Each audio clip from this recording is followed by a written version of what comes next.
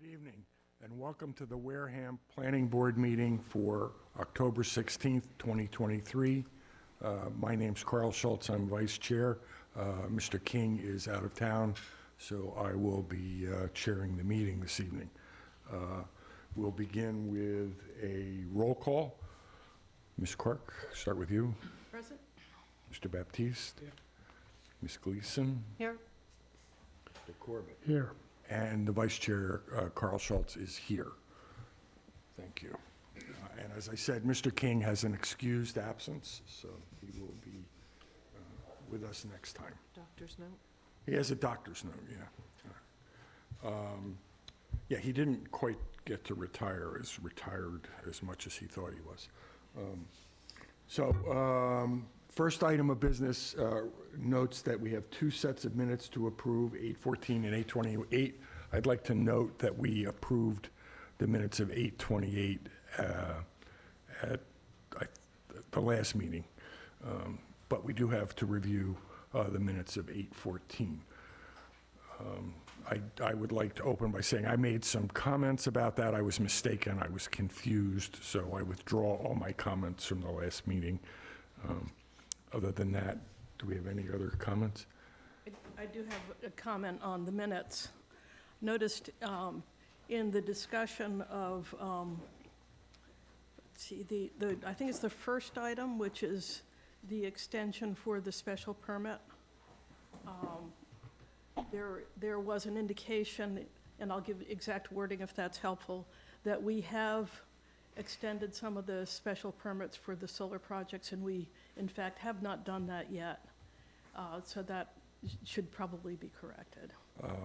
Can you send in any updates? I can. To the, I guess, to Ken. Ken, are you on? Yes, I am. Thank you. Okay, so if we get the reworded clarification. A motion to approve the minute, we're not approving, accept the minutes as amended. So moved. Second. All in favor? Aye. Mike? Aye. Jane? Aye. Aye. And Vice Chair votes aye. So the minutes for 8:14 have been accepted as amended.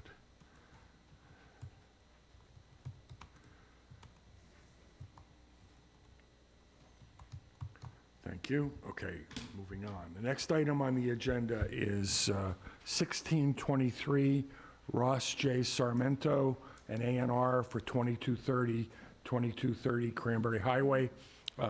This A&R was continued from a previous meeting, and we thank the applicant for letting us do that. So we're going to continue with the discussion on that. Do you have any opening comments, or? No, just awaiting yours. Okay, thank you. Thank you, Mr. Chair. Oh, can you just, for the record? Excuse me, Craig Hartwell, I'm the attorney for the applicant, Ross J. Sarmento, who's the owner of 2230 and 2232 Cranberry Highway. Thank you. Any discussion from the board? Sherry, do you have any comments? Yes, what I would comment that I believe, given the information that we have received from town council, our role here is simply to make sure that the boxes are checked for the A&R, which we have done. There are other pending matters that sort of raise questions about the underlying property, but that is not for us to deal with. And I'm assuming that any of those questions are not prejudiced in any way by any action that we take tonight. But I believe we're in a position to do something relatively simple tonight. Bigger. And I wasn't sure if we needed to do anything specific. Who is speaking? That's Ken. Oh, Ken, He muted. okay. Ken, did you have a comment? Yes, that you're looking at frontage, access, Appreciate it. And in the this way. case, it doesn't meet the frontage requirement. Okay, yes, thank you. Can I come back to that in a minute? And we'll address that. Thank you, yes. So that is the one issue that I think we need to clarify based on advice of counsel. Mike, any? Same thing we made comment about last time. Okay, It never should have been, I don't think legally they can subdivide it because of the time the structure was built. okay. Thank you. Jane? So I think the issue was that it's already subdivided into 2 lots, and the dwelling that was made out of the garage was at issue. And the intent here is to try and get closer to being in conformance. But I think that the, One question, when was it divided into 2 lots? Okay, we'll, I think we can address. Can, please silence your phones? You guys also make sure you're speaking directly in your mic, please. Jane, before we go Yes. down a bit. Sam, do you have any comments? Nope. Okay, so with respect to the 3 criteria, and I'll let Mr. Buckland speak, we reviewed the application with town council, got clarification. As Ms. Quirk said, all of the concerns about structures and previous changes to the lots are not subject to the review of A&R. However, the issue of frontage is, I believe the applicant contended that you made a reference to a case that said it's exempt from the frontage requirements. However, Just to clarify, I don't believe that I said it was exempt. I said it's pre-existing non-conforming, and we're not changing what it currently is. right, yes. Thank you. Mr. Buckland, do you have a comment?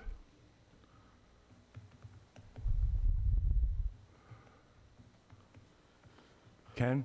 Yes, sorry.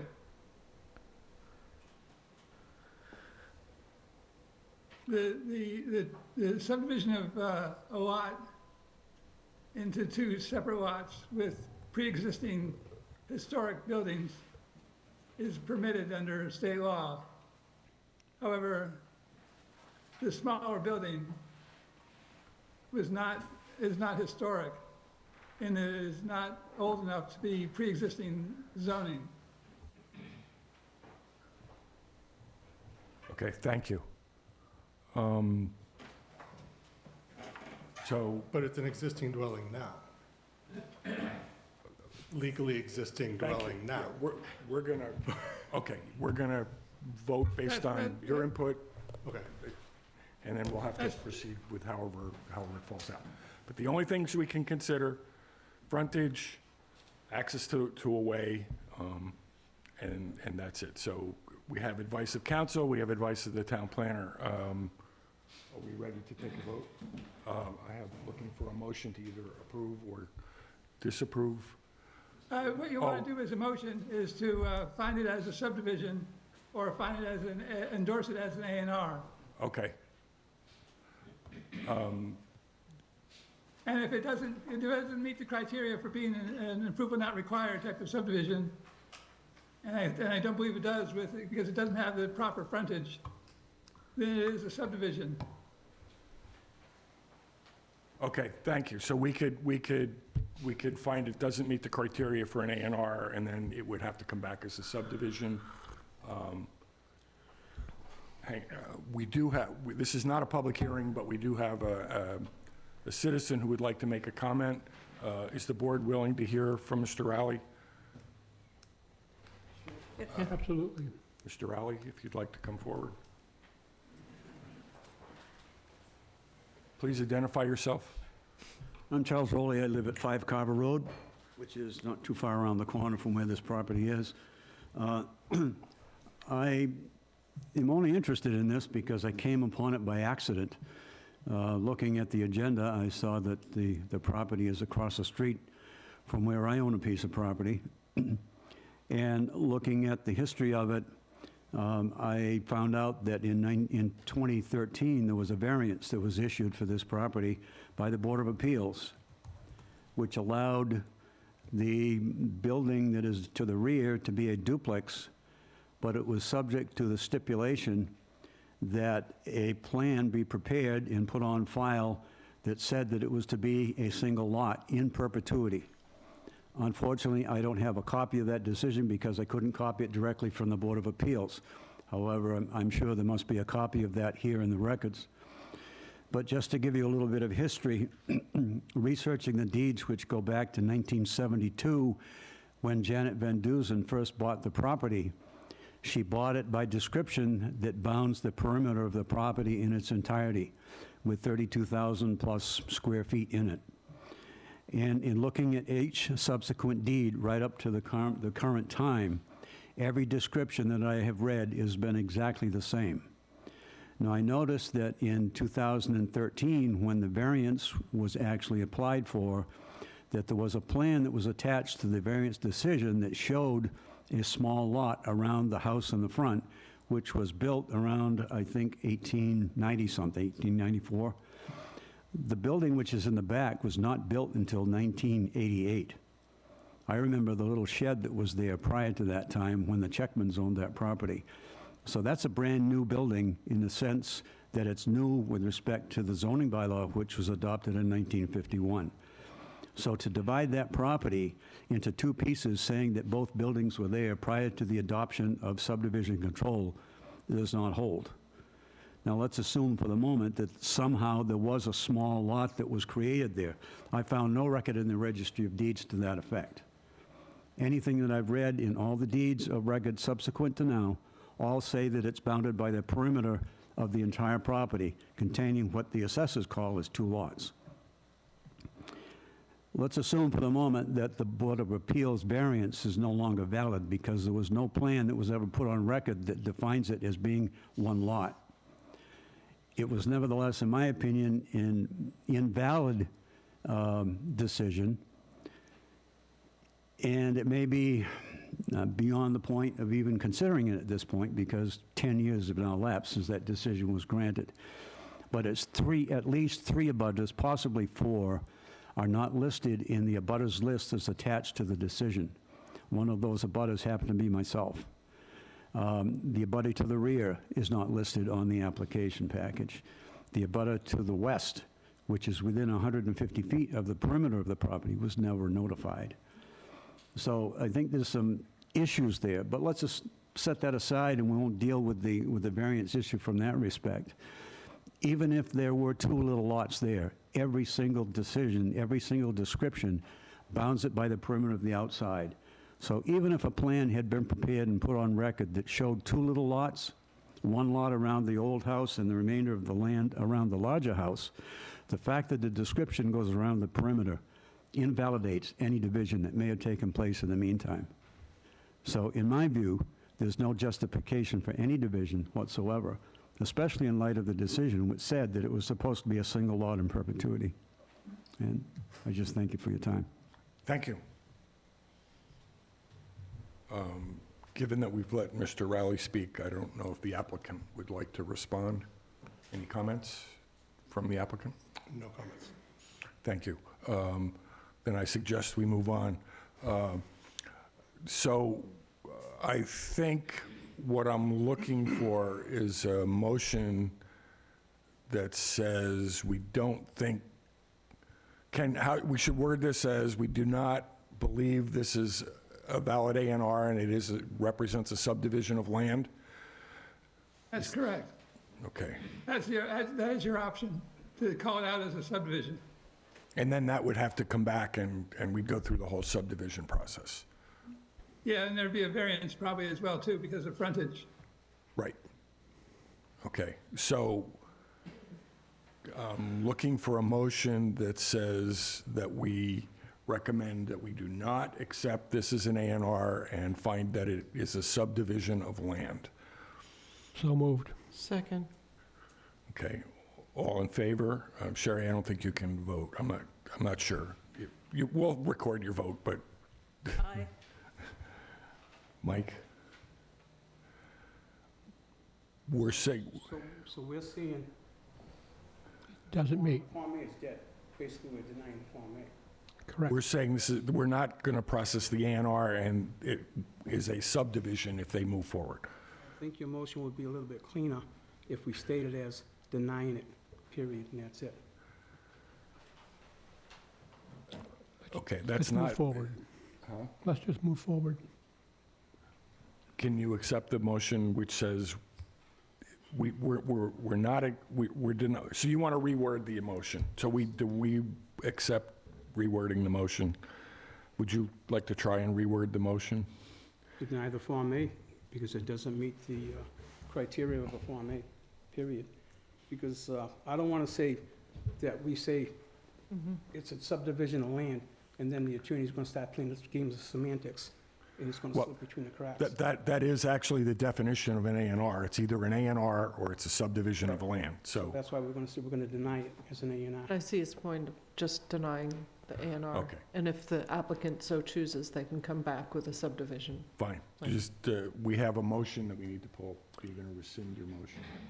All right, we're going to rescind the motion, we're going to create a new motion.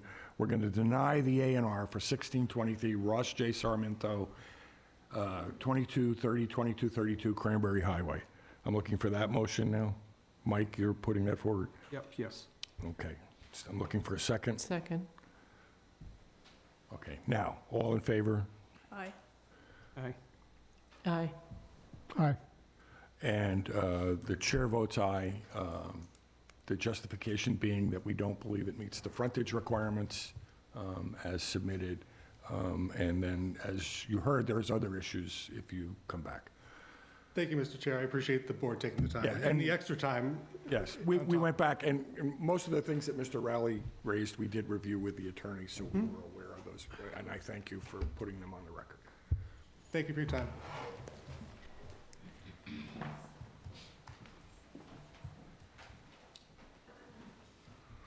Next item on the agenda, the Preserve at Weebianic. Is the applicant here?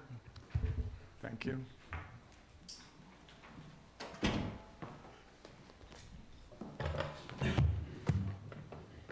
Before opening to you, I have a question for Mr. Buckland. Ken, is the value of the bond listed in the agenda, was that updated to the latest amount with the latest interest from Mr. Foster? Not as of today. All right, so if we were to move forward, how do we release the bond if we don't know the value? I would say you call it out as the number that's in there that was the last number we got, plus interest All right, if we were accrued to move since that forward, time. that's, okay, thank you. That's how we can address it. First, I want to thank the applicant for responding to our request for additional information. For the record, we got, make sure this is the right thing, updated escrow, or updated locus map, a certified letter to the town clerk, which we requested, and a package of historical dates, I'm not going to read each one, and artifacts that we had requested. Does everyone have a copy of the updated materials? We had asked the applicant last time to complete the record before we move forward. So if you'd like to speak, then we can resume with our questions. Just to introduce myself, Brian Grady, GAF Engineering. Scott Blagden, the developer, he put the package together for you. If you've all had a chance to review it, or if you have any questions, we'll do our best to respond. Ms. Quirk, do you have any comments or questions? Not at this time. Mr. Baptiste? I'm listening. Okay. Ms. Gleason? No comments. No comment. Okay, so I had most of the comments last time about what was missing. I appreciate the work that you did. I recognize all the history that you articulated behind this and the reason that you hadn't brought this to close before. So I guess what's before the board now Do you find this documentation sufficient to grant the applicant's request that we release the remaining bond for this subdivision? Any comments, discussion? I would like to hear from Ken. Okay, thank you. Okay, Ken, do you have any comments to add to the discussion? Only comments I have is that the inspections have all taken place. The sign-offs have come according to the town policies. And the project is sufficiently complete so that the money can be released at this time. So it's your recommendation in favor of the applicant's request? That is correct.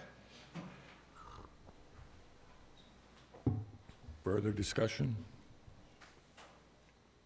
Nope.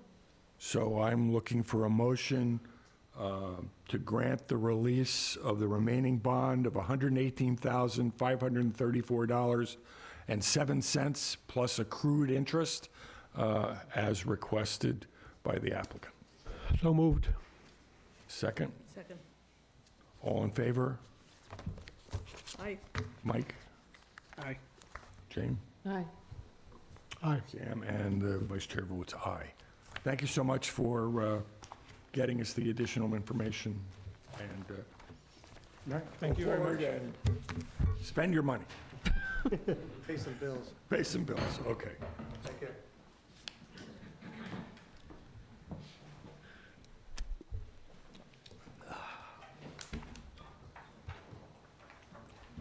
The next item on the agenda is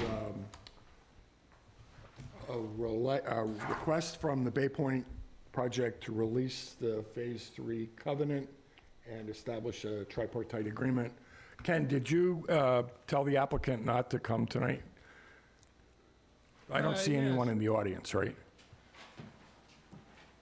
Ken, are you there? Whoop. Yes, I am. Oh, okay.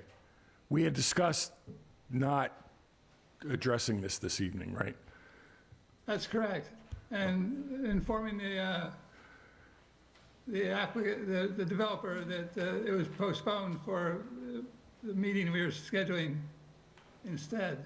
Okay, great. So we're going to not address this item on the agenda tonight, and the only comment I would make is, for the record, we're still looking for the schedule of values for Phase 3 to be peer-reviewed and agreed upon. We have a draft Form F covenant to release the covenant for lots fronting on, it went right out of my head. I knew Beacon Drive, and we have a draft tripartite agreement, and once those three documents are all reconciled, we should be able to move forward on this. We've requested a meeting with the applicant on October 19th to address and agree on the open action item. So I move that we don't further discuss this item tonight. Anyone? Okay, so we're going to move on. Do you need a second? Do we need a motion to move on and skip an agenda item, Ken? No, it's the chairman's prerogative. Okay, thank you. So we will address it at a future meeting. And for the record, we're trying to meet with the applicant off-site, or off-cycle. We have two items that we have been treating together. 0720 Borrego Systems / New Leaf extension of site plan review special permit, and 0920 Borrego, that's 27 Charge Pond Road and 150. Is the applicant willing to continue to treat this as a single agenda item? Is anyone here from the applicant? They are not attending tonight. They said it was just the extension, just the request to hire the additional expert, which they agreed to So they didn't feel it was necessary for them to come. Okay, so the only action item then is you're working to get us an additional expert to do the review of these items? Yes, one has already been found, and just have to get him under contract. Okay, thank you. So then we will skip, John, it may go much quicker than I feared tonight. Well, I'll say, So we will skip over those two agenda items and did continue. the applicant ask for that? Yes, the applicant asked for that. When? This afternoon. Do we have any, anything in writing? Yeah, we have an email. This is back to the same old problem. I know there's nothing we can do. And at this point, I think we've asked for additional research. They've agreed, so I'm not sure there's any, does anybody have a concern about just continuing these two items? Who's running the carnival? I'm sorry? Who's running this carnival? The applicants or us? Are we? There's not a continuance on this. This is a non-continued item. This is just an agenda item. I agree. It's not a public hearing. It's just an agenda item. And they're responding positively to our request for additional experts. I think it's reasonable to continue. We don't have those experts. We don't have the report yet. Seems reasonable to me. That's the chair's opinion. I would agree with that. Okay. All right, thank you. I don't really see this as them seeking a continuance. It's not a continuance because it's not really a public hearing. Well, We could have removed it from the agenda before the, I don't know that No, we you put it can't. on. You could Huh? not. We didn't put this on at their request. It's at the request of the planning board to talk about experts. So I'm very sensitive and So share you're the saying concern. you want to continue to discuss this item tonight? I just want it to be clear that the applicant didn't seek a continuance here. And so skipping over it to me is not a knock on them. Although many times it is a knock on applicants who, But we could not have changed the agenda. I think one thing you have to do in this agenda item is to vote to hire the expert for review of the emergency response plans that are being prepared by Newly. Okay. All right, so the only comment, we could do that. The only comment the chair has is I believe that our last meeting, we actually continued this discussion on this item till November 11th and not till tonight. But the minutes aren't there, so I wasn't able to confirm that. So, but in regards to Mr. Buckland's recommendation, I'm looking for a motion that we approve the hiring of, Ken, what kind of experts do you want to hire? A battery system emergency response expert. Jerry, would you like to make that motion? let me just, if I can say something about the person that we're considering. Do you know, are you, okay, go ahead, sure. Go- Ken, is that okay with you? Yeah, it's a good idea. We should identify the person that we're going to hire. Okay. The person that we're looking at hiring is named Miloš Puchovsky. I hope I have not butchered his name. He is a professor at Worcester Polytech. He's an expert on fire protection. He has testified in another case on battery storage, which is the Carver battery storage case. He did represent the Community Land and Water Coalition in that case. And but I have checked with CLWC, and as I understand, he's no longer representing that group and no longer has, it doesn't have an ongoing relationship with them. And I do not see a conflict in the planning board retaining him for the purpose that we would be retaining him for, which is to look at the battery storage safety aspects, fire protection. He is, in fact, an expert in this area, and I think one of his current Representations is representing the Boston Fire Department in dealing with e-car battery fires. So I don't think there's any question about his qualifications.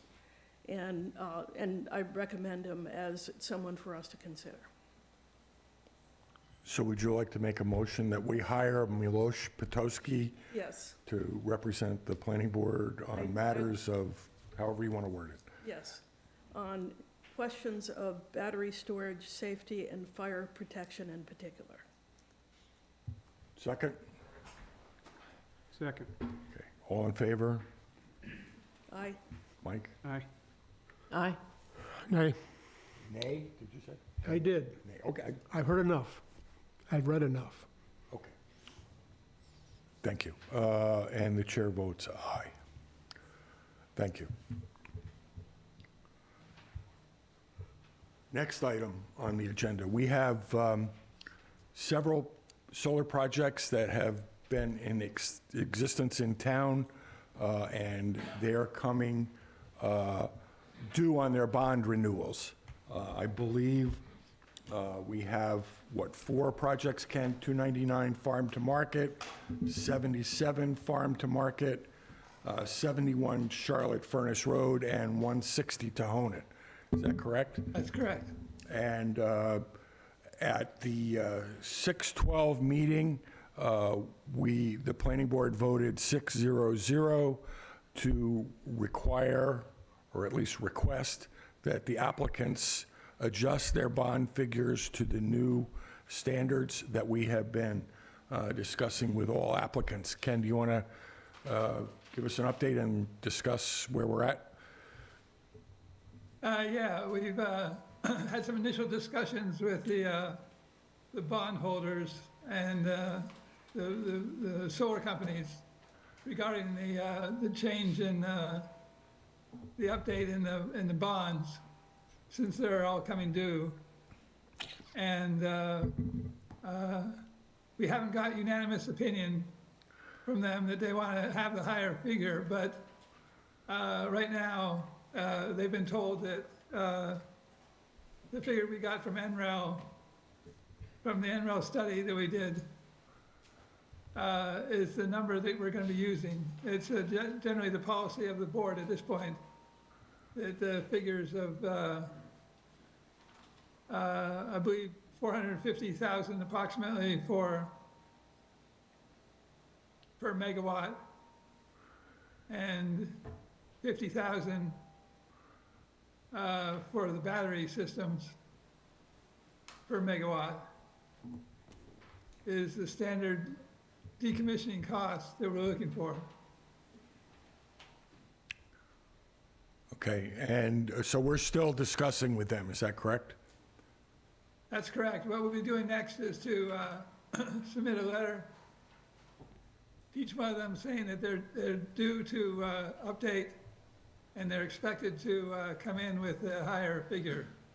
Okay, and 2 of these have to be renewed by year end, is that correct? That's correct. Okay. Questions? Discussion? I guess I have one question. Ken, I missed the first part of what you said. Is their reaction positive? No, it isn't.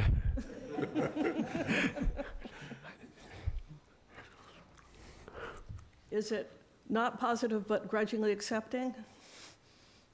I haven't seen any bond issue yet that shows the higher figure, so I haven't gotten that begrudging agreement yet. Okay.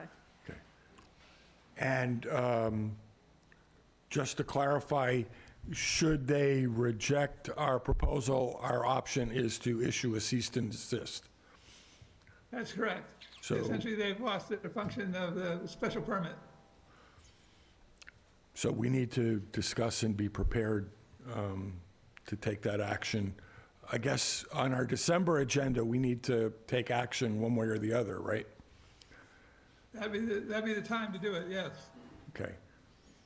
And I guess the select board is also involved in bond issues. Are they aware that we're doing this? No, they're not aware yet. They review the bonds when they're issued. Okay. Okay, thank you. So no action on us tonight other than encourage you to persevere. I'll do my best. Thank you. Make sure it's on that agenda. And it should be on the, at least, we should probably have a November update and an agenda in December Right. to vote one way or the other, either to accept or take action. I think we should have an update in November and a date certain in December. Okay, so Ken, I think our first meeting is November 11th. Can we get an update for November 11th? Yeah, we'll get November 11th update. That was the 13th. I'm sorry? That was the 13th. Yeah, it's, you have your calendar open? I think it was the 11th. November 13th, the 11th is a Saturday. Okay, November 13th. So an update on our meeting for November 13th, and then what's the first meeting in December, Jane? The 11th of December. Oh, okay. So we need to take final action December 11th. Then the second meeting is on Christmas. Yeah, we should probably look at, are you coming Christmas for the meeting? Bring your Santa hat. And make sure the applicants know what we're doing. Yeah. May encourage them, Ken. If they know we're going to Yeah, vote on it. I'm gonna write a letter to them. I'm gonna write a letter to send out. Okay. Great. And if you could copy the board on that letter, that would be just so we know what's going on. Will do. Thanks. Any more discussion on this item?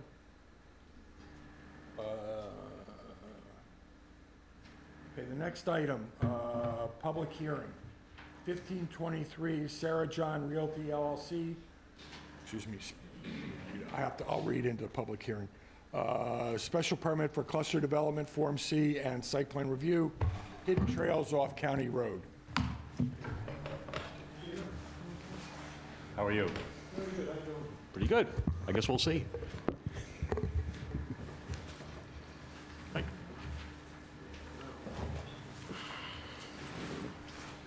It's getting warm in here.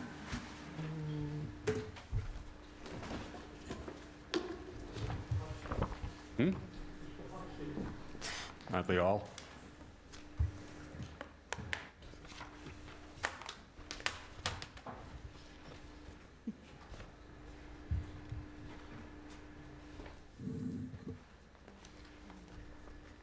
Copies for everybody here. Let's see.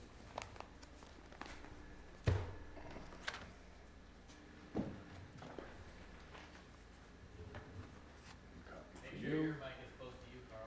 Yeah, I'm not speaking at the moment, thank you. Trying to hand out papers.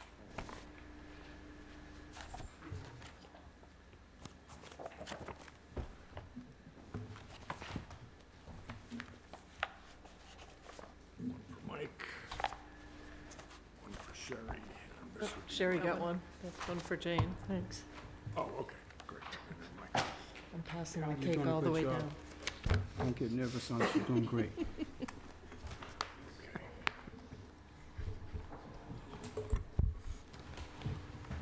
Notice of public hearing. The Wareham Planning Board will hold a public hearing on October 16th, 2023, at 6 PM in room 320 of the Wareham Multi-Service Center, 48 Marion Road, Wareham, MA 02571, to consider petition 1523 for a special permit for cluster development, Form C, and site plan review from requirements of Article 8, Section 810 of the Wareham zoning bylaws to Sarah John Realty LLC, care of JC Engineering, Inc., of 2854 Cranberry Highway, Wareham, MA, proposing a development of a residential 56-lot cluster subdivision and its associated roadway utilities and stormwater management systems located at Hidden Trails off County Road, West Wareham, Assessors Map 63, lots 1013,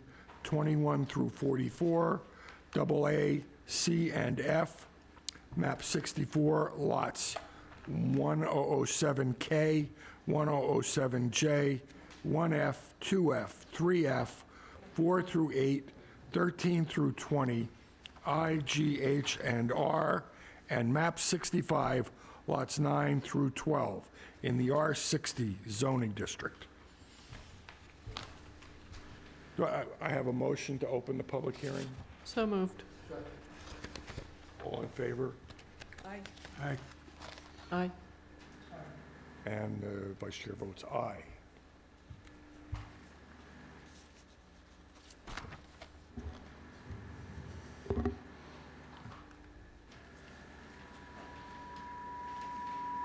Mr. Buckland, do you want to say anything before we let the applicant speak, or should I move on to the applicant? I think we should have the applicant speak first and have their say. They paid for the hearing. Thank you. Thank you. If you would introduce yourself and move forward. Good evening. My name is Barbara Tola with JC Engineering. Peter Titlebaum, I'm the attorney for the project. Before I begin, I'd like to pass out a exhibit plan similar to what was passed out back in June when we did a preliminary hearing on this to get some initial thoughts. Very similar to what was submitted to you and discussed at the hearing in June, but it's a good exhibit to reference between what was based on a conventional layout and what is proposed for the cluster.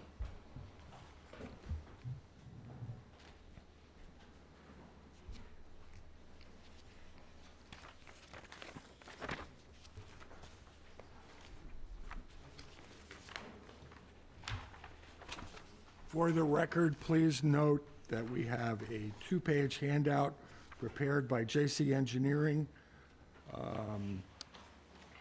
Conventional development. The first one is conventional development.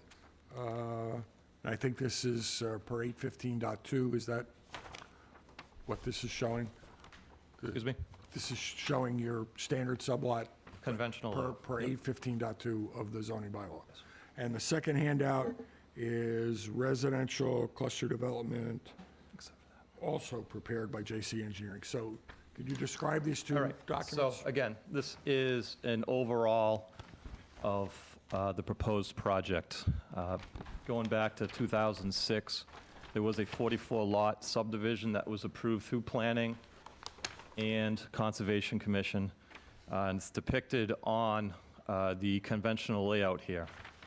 Back then, the project did not include an adjacent 18-acre parcel, which is roughly dead center on this conventional layout, showing as lots 42 through 53. That is an additional piece included in this proposed project. And this layout for 42 through 53 shows an additional 12 conventionally sized lots. That's the reason why we are proposing a 56-lot cluster subdivision. This 44 lots have already been vetted by the Water Department. They've already gone through that motion. I don't know why it wasn't constructed, maybe because of the turn in the market in 2009. So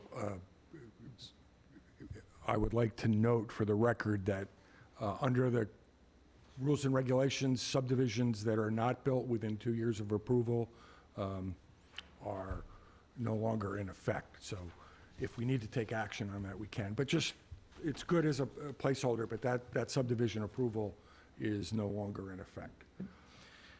So we are proposing a 56-lot cluster development shown on the second page. Comparing between the two, the yellow represents the lots, which would be privately owned by the individual landowners. The blue in the dead center represents an existing pond, man-made pond, that was created from previous earthwork activities on the site. And the green represents open space area.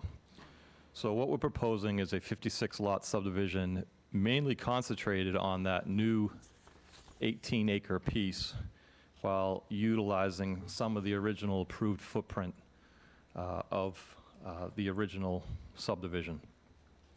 The plans that we submitted to you includes, I believe, 23 sheet set, shows all the roadway drainage, profile, grading, details, lot layout. These plans are currently being reviewed by the town consultant. We don't have those comments yet. So we do anticipate requesting a continuance. I know you have a busy meeting tonight, but I don't want to get too much into the technical aspects. In regards to the drainage, it's all subsurface. All the 5 infiltration basins that are proposed will contain the storms up to and including a 100-year storm event. Our calculations show that there's no off-site impacts under the proposed conditions compared to the existing conditions. We'll await word from the consultant and address those at an upcoming meeting. So, again, the site hasn't really had any work done since the earthwork that was pretty much either done early 2000, mid 2000, when final equipment was removed. Portions of the site are currently open sand areas. Some of it's open space. Some of it will be proposed to be developed and then revegetated just to stabilize that area. We have already met on site with the Conservation Commission. They are in the process of getting a review, I believe, by the same consultants. We haven't had any word on that yet. So we're running these meetings in tandem so we can address all comments at the same time.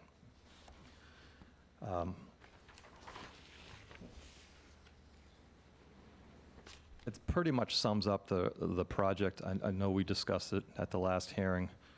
I was hoping to just introduce it to you tonight, get some feedback, get some abutter comments, and then move to continue it to another date. Thank you. You'd like to speak? Yes. Yes, you can't possibly come to a meeting without speaking. Well, this is true. I'm kidding. Just for the record, the developer, John Churchill, is anticipating holding 4 lots back for each of his children so that they can live there as well. So this is something that's actually not too far away from his house to begin with, where he lives, and he's also looking to populate it somewhat with his family. So he's obviously concerned with doing the best job he can for his kids when it's time for them to flee the nest and go set up their own and do what kids are supposed to do. Maybe when they're 40 these days. Yes, I mean, yes. that's how it Who works, knows? but. Yeah. Thank you, Peter. Anything else? No. Thank you. Before opening it, any questions or comments for the board? Sherry, anything? I would just say, as a general matter, not looking at the, sorry. As a general matter, I'm very much in favor of cluster developments. And I'm becoming more and more concerned about loss of ground cover, forest cover. And I think with cluster developments, we have the ability to avoid some of that. So in general, I would like to hear more about this. I remember from the last time we discussed this, it is not without controversy. So we just want to hear from the public and see what people are thinking about this. But as a concept, I think cluster developments are where it would be good for us to be going. Michael? Any? At this time, no. Thank you. Jane? I'm very much in agreement with what Sherry's stated. And thank you very much for these 2 drawings. I was having a hard time looking at the full set and trying to come up with a two comparative plans. So that's very helpful. One thing I would be interested in seeing, looking at these lots, and I understand and appreciate the shrinking of them to open up green space, but I'd be curious to know what the zoning setbacks look like on the lots, particularly with some of the grading that's happening. And I know that's getting into technically into the weeds. Yep. But I would be curious about that at some point in the discussion. It is, the bylaws do require that each lot follows the lots in the underlying zoning district. So they're set up to have 60 feet front setbacks and 20 feet side and rear setbacks. Right, so that's what I'd be interested in seeing. In particular, I'm looking at lots 48 through 53, and there's some pretty intense topography there that, Yeah, so a lot of that area was, some of it was disturbed from previous earthwork activity. So yes, we are proposing to grade that area. okay. And then So obviously, that's one thing that I would be curious about. Yeah. And most know, of that 'cause- would be taken care of on each individual site permitting for each lot. We are proposing some grading in that area. Since it's open, we want to use that area for our stockpiling because it's previously disturbed and it wouldn't be in the way of development of the roadways or houses, and it'd be less need to keep relocating stockpiles on the site. Yeah. So, But it would be interesting to see what the setbacks look like and how you envision the topography ending up, yeah. so. Well, Anyway. just, Mr. Chairman, if I could just jump in here. As Brad noted, we did have the Conservation Commission out there last week. It's a rather interesting visit. We ran into Mr. Pennington out there. He had some concerns about how people were using roads out there. But what I'd like to say is that I think it would be wise for the planning board to come out and take a view. It's a big property, and it's a fairly substantial project. And I think, getting eyes on it, you can look at plans till the cows come home, but until you get out there and see the topography, see the pond that has, arisen as a result of the sand operation, seen what the whole site looks like, I think that's important to your understanding of what we're trying to do here. Thank you, yeah, we'll try and arrange a walkthrough. Anything else? Mr. Corbett? One comment, I don't know if it's these things on this. I'm not sure if it's this area, I'm losing my voice, as you can tell. My wife's been sick for 4 days, I think I'm getting it. These areas here, you should check for lead. There's an active firing range right there for about a decade. Where are you pointing? If you go by the pond, there were long trenches. I think there were these things here, Peter. Those are old cranberry bogs off the property.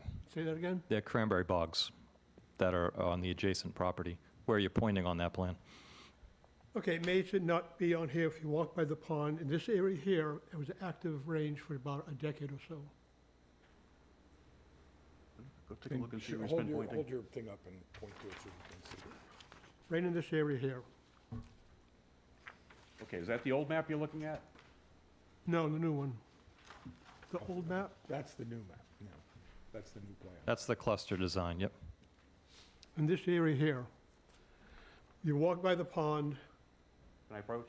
Just take a look, so, please, indicating here. you used to come in from Squirrel Island. And we come into here and we parked over here, Yeah. walked this way. Over in here, there was a large area they used as a firing range. Okay, so you're talking about the west corner, I guess that would be the pond area? Yep.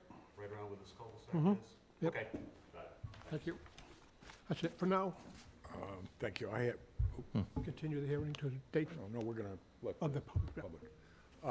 I get to ask my question, so I have, first request to the developer is to examine opportunities for affordable units within this development.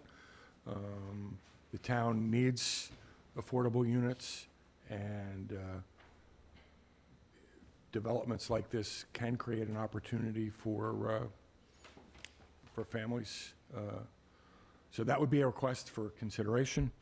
The next comment I had just was on your impact analysis on school children. You did, and I understand exactly what you did. You took the population of Wareham, divided by the number of whatever, and came up with 0.32 students per household. I suggest that that's probably not representative of the families that will move into this kind of development. So I think I would request that we go back and try and find a representative demographic for, we have some cluster developments in town. How many school children are we seeing in those developments as a contrast? Because I think 0.32 students per house may be a low estimate. That's one comment. Until we hear the peer review, those are my only comments. Made a note about that. Yeah, thank you. I'm going to, because it's a public hearing and we have folks out, I'm going to open it to public comment. I would like to request, excuse me, now I'm losing my voice, that we keep our comments close to 2 minutes with the recognition that, one, we haven't had the peer review yet, that this hearing is going to be continued, and we're going to have more discovery and more information. But I want to give everyone who wants to speak an opportunity to speak. But please recognize that this is not the end of the discussion. So try and it's not as late as I feared it was going to be. But if you come forward, anyone would like to come forward, please come forward and identify yourself. No, you have to identify yourself at the mic, please. And spell your name, if please. My name's Donald Peltier, and I live at 444 County Road, and it abuts this property they want to do this on. Can you spell your name, please? Peltier. Thank you. You're welcome. And what I see about this, I just came from one in Attleboro yesterday, matter of fact, this cluster. And this is a big sized piece of property you're gonna put in that. So County Road is already overrun by automobiles. 56 more houses is gonna put like 3 cars minimum each on that road, not counting all the equipment that's gonna be going down that road. County Road is not occupied by the police department of this town, okay? There's nobody on that road. The cars go by there like you wouldn't believe. So we're gonna have 120 more cars on that road. Heavy equipment going across the road. More children in the schools. It's gonna put a burden on the older people because they're gonna build more schools because of this. This is not gonna be the only one. Once you open the door is open for other people to do this. Are you guys gonna put down town sewage? Or are you gonna put septic systems in?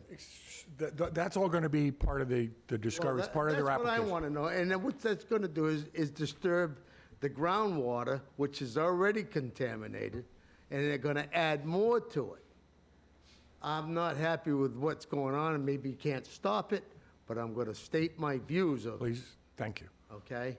And those police have not, since I've been there, I have not seen one policeman on that road from Wareham. And it just amazes me what's going on. And that's all I have to say at this time. Thank you.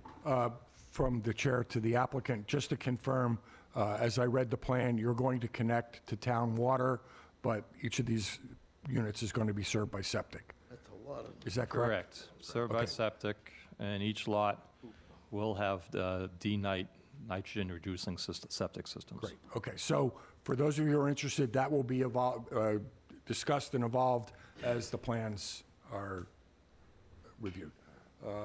In the back, please.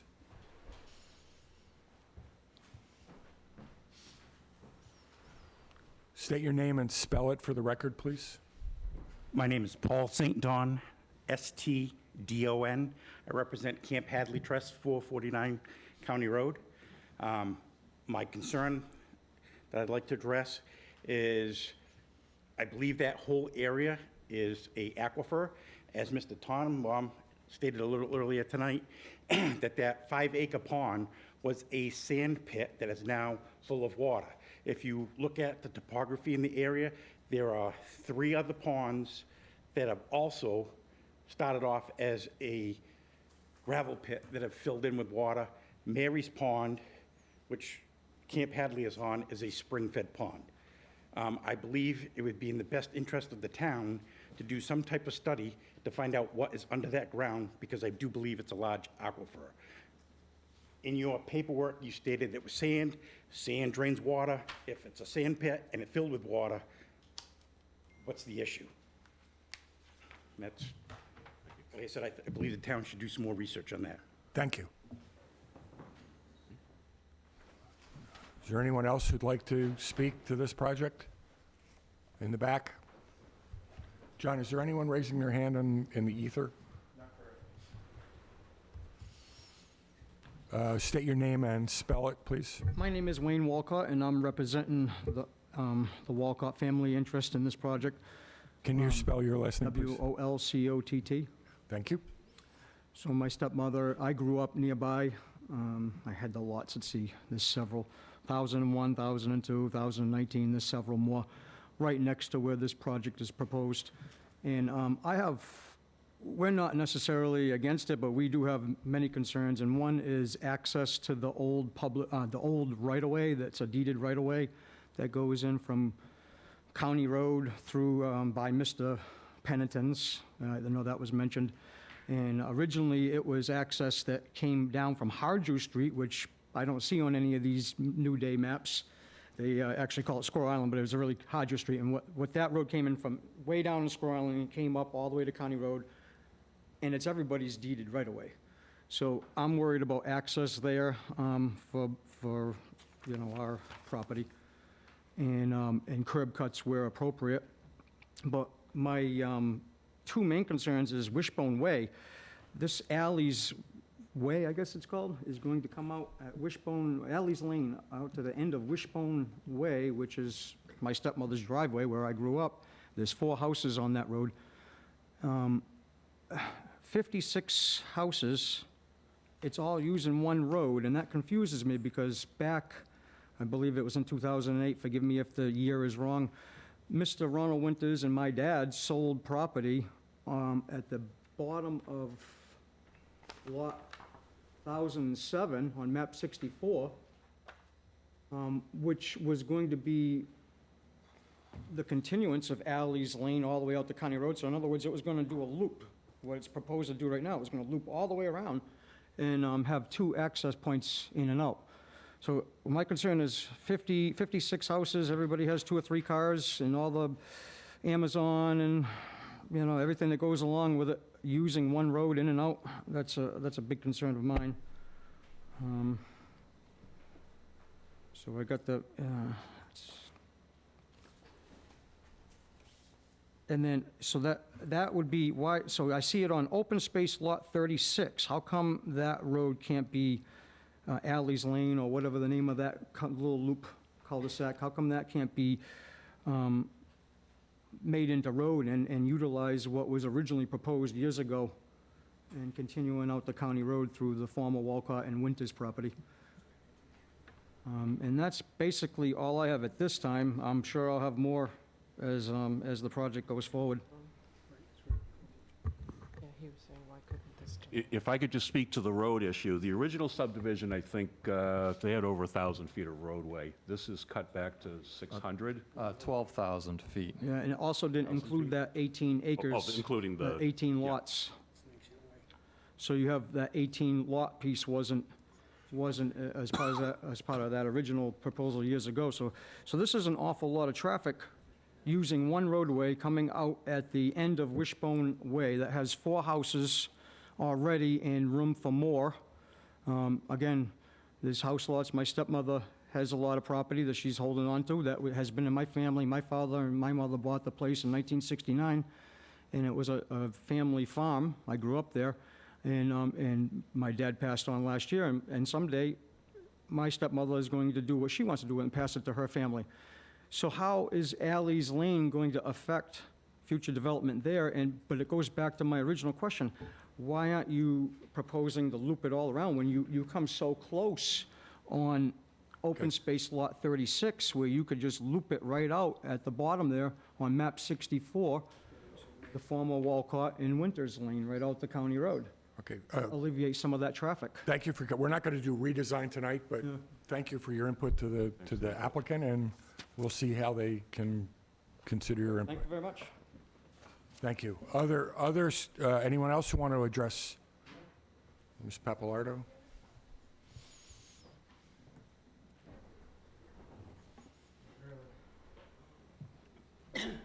Excuse me. Kathy Papalardo, Fearing Hill Road. Can I you spell, did- I've asked everyone to spell their name for the record, Sure. please. Pappalardo.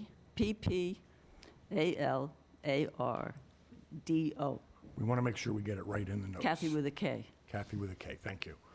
I did go to those hearings back in 2006 and 2007 when this 44-lot, it wasn't a subdivision, was the original proposal. And it's moot that that proposal was approved then. Right, that has expired. It should not keep coming up. My point is for the planning board to keep in mind, that was a major industrial site. It had its own railroad spur. I don't know how long that was in existence as the sand pit, but it was a major industrial site. I would hope before anything happened on that site, a major environmental study was done. What's buried there? We all know the story of Love Canal and W.R. Grace in Woburn. All these houses went in, and then leukemia and cancers were popping up. I'm not saying it's there, but I'm saying it's definitely worth an investigation before anything happens on that site. It's my understanding the alleged pond is filled with groundwater. Yes, it's man-made. It's my understanding it's groundwater. It's not a spring-fed pond. We don't know what's in that pond. We've heard stories of cars getting dumped in there and other things. Don't know how deep it is. But environmentally, I would hope that a major environmental study was done before anything happened to that site. If you uncover something that's really toxic and release it into the groundwater, that would not be a good thing for all of us who are living in that area, who do have private wells. And I would also ask the plans that were handed out tonight, if those could be put on the planning board's website, because trying to look at their big, thick plan is very difficult because of the way the pages are all broken up. And the very first 3 pages, 2 of those pages are showing the old plan, not the new plan. So I would ask that that be done and serious investigation into the history of that property. Thank you. Mr. Bertola, can you, these 2 drawings, can we get electronic copies Yes, to post? of course. Thank you.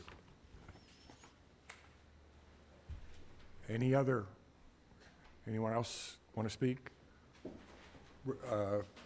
Thank you.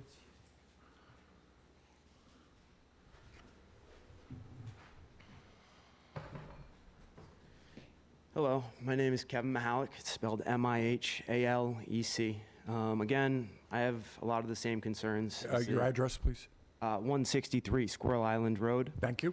I have a lot of the same concerns. What I've been told is that the people that worked at this quarry site, they aren't around anymore because of health reasons. The material that they quarried out there gave them lung conditions, and these people aren't around to tell their stories. They didn't live long lives. I have a huge concern that when this site has any proposed construction or whatever is being done there for site work, the air quality as abutters, that we're going to be the ones breathing it all in. So I know that we're doing water quality sampling, if we could also do that with the air. And what really concerns me is that it's being left as a contained site currently, but once the movement of the material and the earth starts, what keeps it contained to that site, as opposed to, you know, spreading to all of its abutters. So I understand that these overlap with conservation, but these are concerns that we have. Thank you very much. Anyone else who'd like to speak? Eric's coming forward. Mr. Lentola.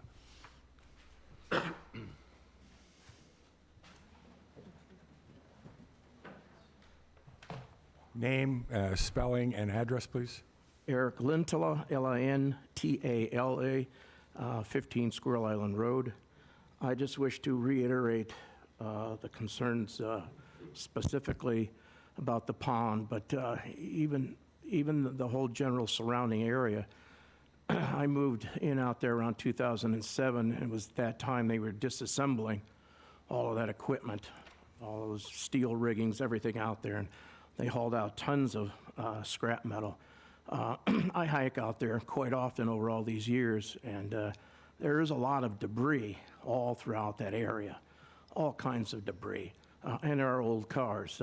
Talking with some of the abutters recent days and in the past, those same stories I've heard about what's in that pond. The pond looks very beautiful. It's, you know, so, but it scares me what might be in there from what I've heard. I would just emphasize what has been stated, that a real good study of what's out there in the pond and the surrounding area be done before, you know, anything else happens out there. And also, the area will be developed possibly. There's also just south of that too, there is the solar field plan for 370 County Road. That'll be a whole nother establishment that'll be in that same area. So if there are going to be a lot of families and children, because I know they're talking about how beautiful it is out there, there'll be, you know, trails and things, but it does, and I hike out there. I've gotten scared when I've heard, now that I've heard a lot of the stories. I would just emphasize a good study, environmental study be done. Thank you. Thank you. Nancy?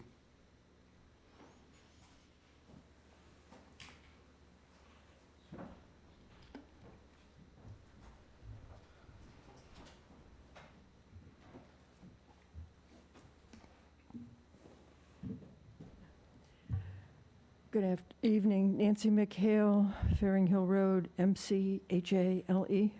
Thank you. You're welcome. A question that I ask only because I live in relatively close to the neighborhood, and I've heard reference to Squirrel Island and some old trails, old deeded roads that go back in through there. And I just wonder if I can ask the applicant if there's a plan to use Squirrel Island Road and a connection to that as an access? No, there's not. We are anticipating or would like to grant the fire department access for emergencies. From Squirrel Island. And the water department, should they want to loop the main down Squirrel Island Road. Okay. There's new flagging on Squirrel Island Road, which is part of what precipitated my question. New what? There's new... Flagging. There's new flagging on Squirrel Island Road, which was what precipitated my question. So thank you very much. I appreciate That wasn't from us, just to clarify. It wasn't? Okay. Well, the neighbors seem to think so. There's new flagging on the Locust property too that we don't know where it's come from. Yeah. Okay. Thank you, Apparently, Nancy. there's a lot of flags people want to place out there.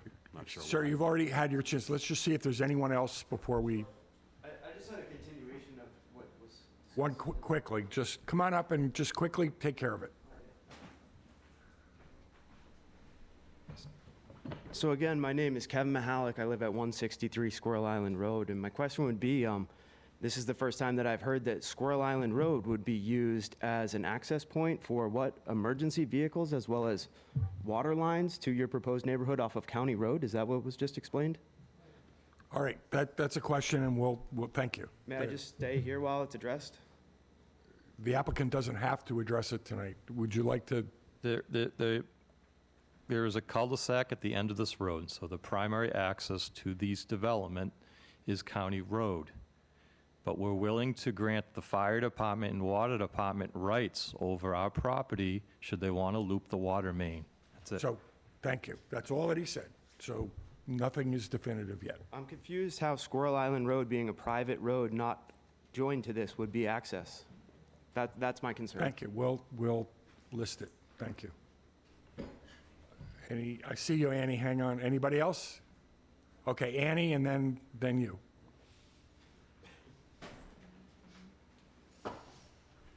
John, still no one in the ether?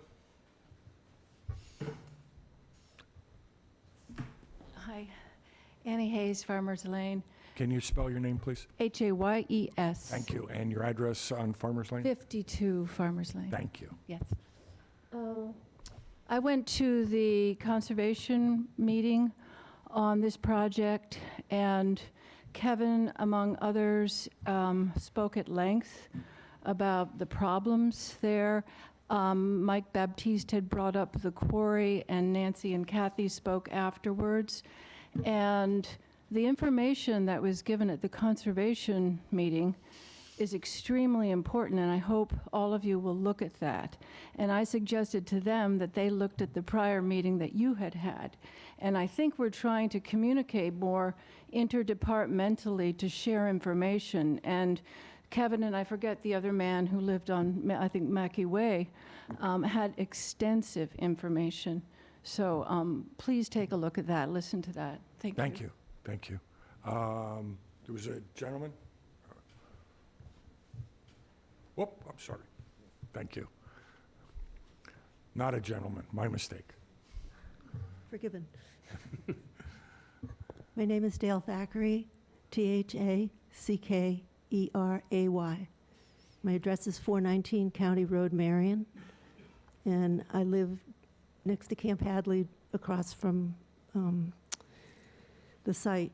And I guess I just want to speak to what's already been spoken to. I just wanted to put in my 2 cents worth that I just have great environmental concerns. I've lived on my property for, next year it'll be 50 years. And I know way back when I was a child growing up in Marion that Squirrel Island and the quarry and all that was a very active industrial site. So I have great concern as to what's on the site, what's in the pond. And I also have concern for the increase of traffic on County Road if this development goes forward, and the speed at which people drive already. So, thank you. Thank you.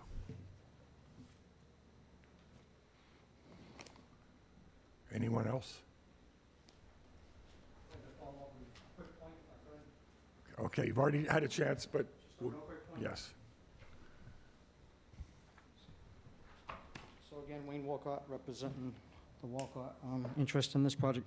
I really think the board should take a look at many of the deeds and take a look at that right-of-way that again stems from County Road all the way deep into Squirrel Island, which was once called Harju Street. Because now, you guys just mentioned about giving the water department and the fire department access. That is our right-of-way. That's already our right-of-way to come through there to access our properties.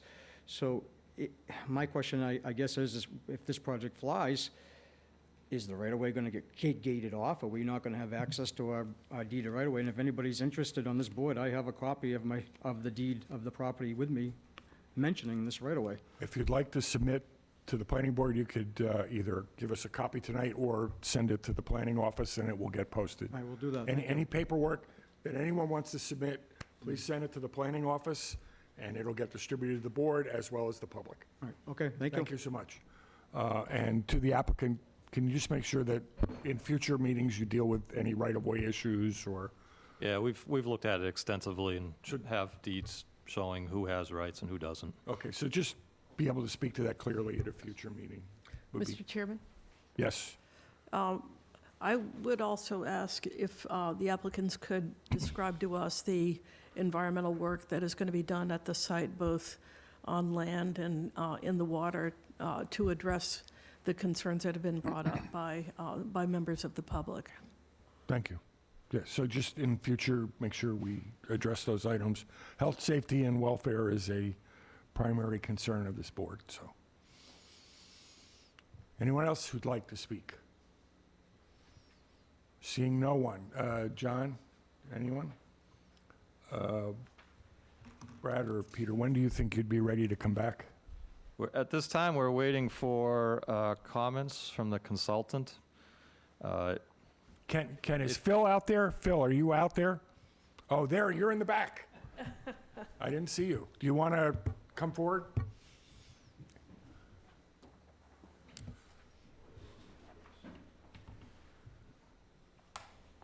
Hiding in the back. Yeah, so the only thing, you could say whatever you'd like, but when you think you'd be ready, that would be useful in planning the next meeting. Certainly. So we anticipate that I'm sorry, Phil Cordero from Allen and Major Associates, peer reviewer working on behalf of the planning board. We anticipate we'll have our letter issued this week, probably no later than, say, Wednesday. We just wanted to make sure we were fully educated on the history of the project here relative to the previous subdivision. So it took us a little longer than usual. Any materials you need from the applicant that you don't have? Not at this point, that we would disclose or request tonight. We'll request them through the letter. We do have a handful of comments, Mr. Chair, that we'll put forth that would ask them to either supplement their application with or otherwise revise. Thank you. Certainly. All right. Ken, what does the agenda for November 13th look like right now? It doesn't look too bad. It has, it doesn't have Fearing Hill on it. It has 0 Route 25. It'll have the Borrego New Leaf projects.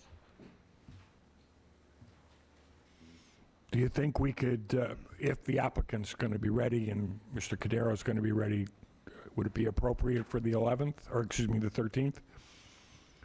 I think so. I think that'd be worth shooting it for. Okay. You guys, if you get the letter, would you be ready to come back on the 13th of November? Yeah, we should be, yeah. Should be adequate time. Okay. I'm looking for a motion to continue the public hearing till the planning board meeting of November 13th. So moved. Second. All in favor? Aye. Aye. Aye. Chair votes aye. We need a letter.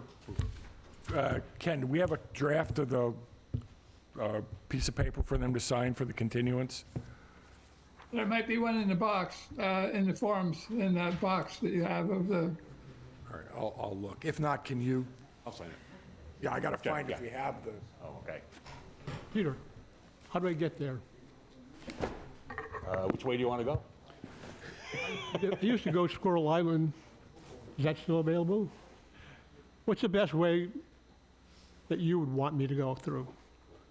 I don't, will you guys be meeting as a group? Because we No. could coordinate.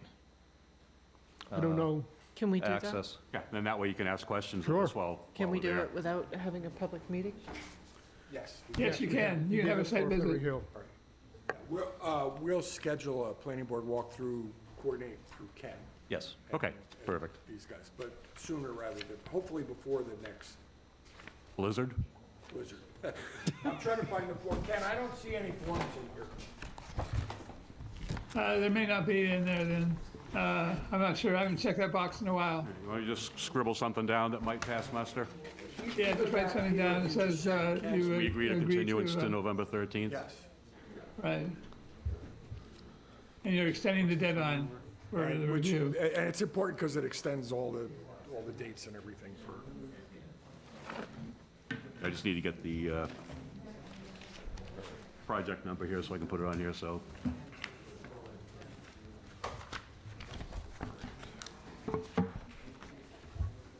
I need to find the agenda. I have the agenda. What's it saying, what's the project number on the agenda? So we make it quick for you. 1523. 15-23. Sarah John, what is it, Sarah John Realty LLC? Sarah John Realty LLC.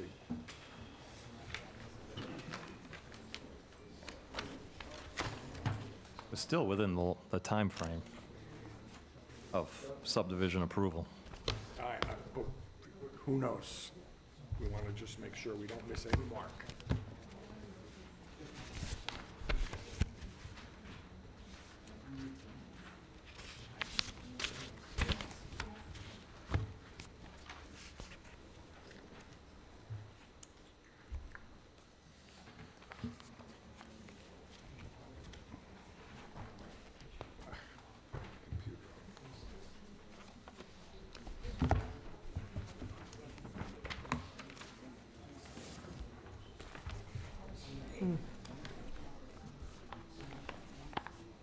Okay. I don't know if you'll ever be able to read it, but it's written down. Thanks, but we have a picture of you writing it, and You do. Thank you for your time. thank you. Thank you. And Ken, we'll work with you to arrange a planning board walkthrough of the site.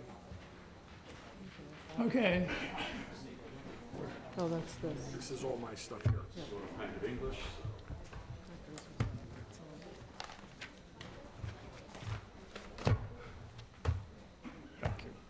Thank you. Thank you. Yes. Yeah. One item for you, Jane, I should give it to you. That was the minutes. Yeah, I signed it. Oh, you did? It's all signed. That's why I put it back. Okay, I didn't realize, I just saw it in there. You just handed it to me. I signed it in here. It is. Oh, okay. All right, yes, everyone, if you could, we're going to move on. Gentlemen, you could take your discussion outside, please. Peter. Guys, thank you. Next item on the agenda. Public hearing. Notice of public hearing. Notice is hereby given pursuant to Section 5 of the State Zoning Act, Massachusetts General Law, Chapter 48, that the Wareham Planning Board will hold a public hearing on Monday, October 16, 2023, at 6 p.m. in the Multi-Service Center at 48 Marion Road to discuss the following proposed amendments to the Wareham zoning bylaws. Articles. Amend the Wareham zoning bylaw as follows. Article, to see if the town meeting will vote to amend zoning bylaws, Article 830 and 840, to improve the local initiative program for the local action units. This is a citizens petition article to add affordable housing units eligible for the subsidized housing inventory. Copies of the amended bylaws are on file with the town clerk and the planning office. Is there anyone here to speak to this? Ms. Ekstrom is not here. Ken, does Ms. Ekstrom know this was on the agenda? I don't know. Okay, this is required public hearing. I need a motion to open the public hearing. So moved. Second. All in favor? Aye. Aye. Aye. Aye. And aye. No one here to represent the zoning article? Well, that's unfortunate. Any discussion from the board? Not from me. Mike? Nope, lost the words. Nope. Make a motion to close the hearing. Well, no, we got to check. Public, yep, sorry, I have no questions. Okay, the only comment I have is that this is trying to fix defects in the previous version of the bylaw, but without the applicant to explain the position, I'm not going to try and represent those fixes. Any citizens' comments? I don't hear any citizens' comments, no applicant. I'm looking for a motion to close the public hearing. So moved. Second. All in favor of closing the public hearing? Aye. Aye. Aye. Aye. The chair votes aye. Ken, should I take a motion now to recommend or not recommend, or are we going to do that all at the end? We can do that at the end. You still have the best regulations. You should have a public hearing notice on that as well. Yeah, too. I have more items. I didn't know if we were going to take them one at a time or not. Would this be a time to hear Ken's recommendation on the housing article? I closed the public hearing, but A staff recommendation can be at any time. do you want to make your recommendations now? Yeah, I thought about this a little bit, and one of the ways I thought of approaching it was to create rules and regulations to implement this bylaw, since I have some trouble with it as is. I think that can be corrected and made a little bit more easy to implement with some rules and regulations. that the board is familiar with now, having gone through that process on design guidelines and special permit site plan review process. So what we need is something that makes it, gets the applicants in and using the bylaw, so we get the affordable housing units in town. So I think that you could recommend the bylaw with some changes, or just acquiesce to town meeting, vote on it, and draft the rules and regulations to make it workable. Okay. Thank you. Any questions for Mr. Buckland? All right, when we come to the, we'll take collective votes. We need to submit our recommendations to the, who do we submit them to? The select board? No, you submit them to town meeting. Oh, You're reporting directly to town meeting. Okay, great. We'll take a cumulative vote. Next item. I'll read the public hearing.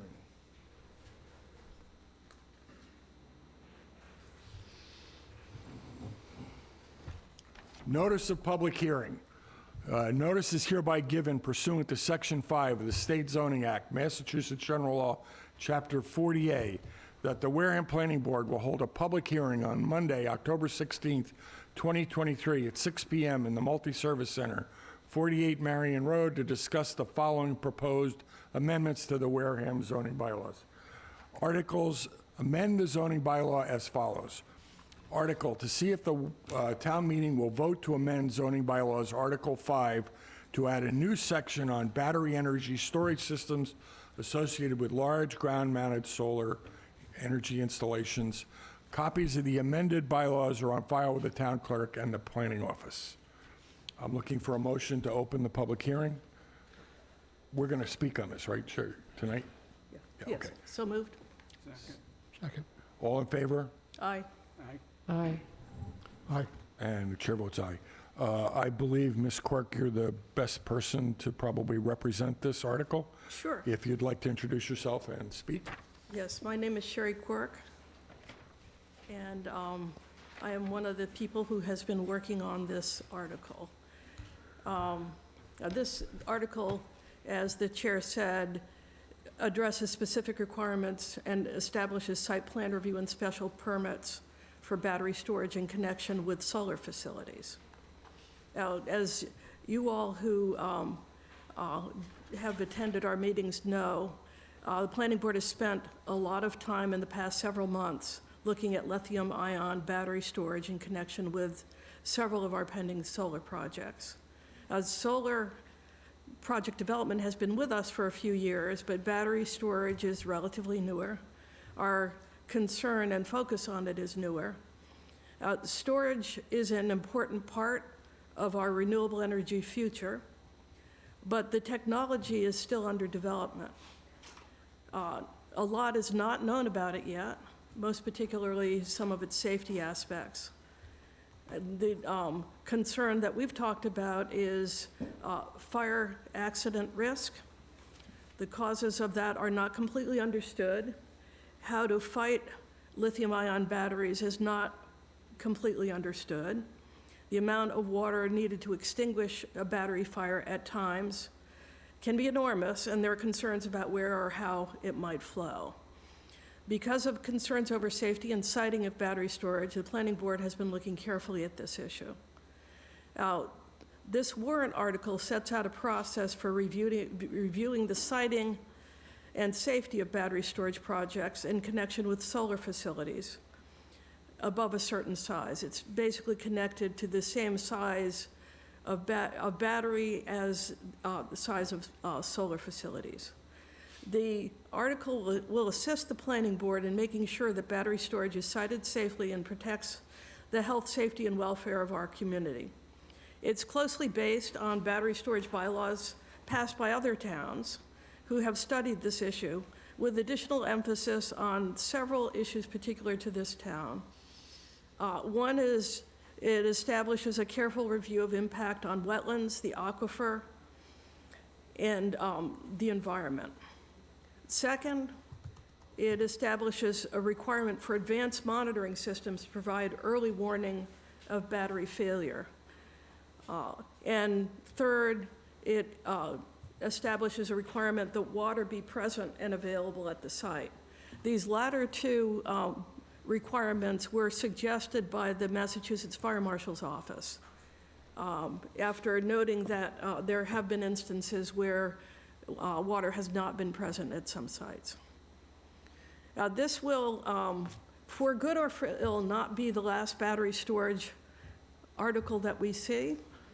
The Attorney General, in her recent letter on our solar bylaw, set forth her view that battery storage is akin to solar and entitled to similar protections. And this is standalone battery storage.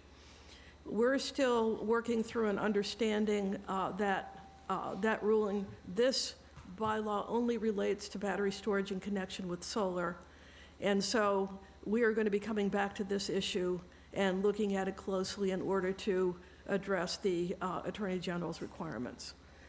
And with that, I would ask for any questions.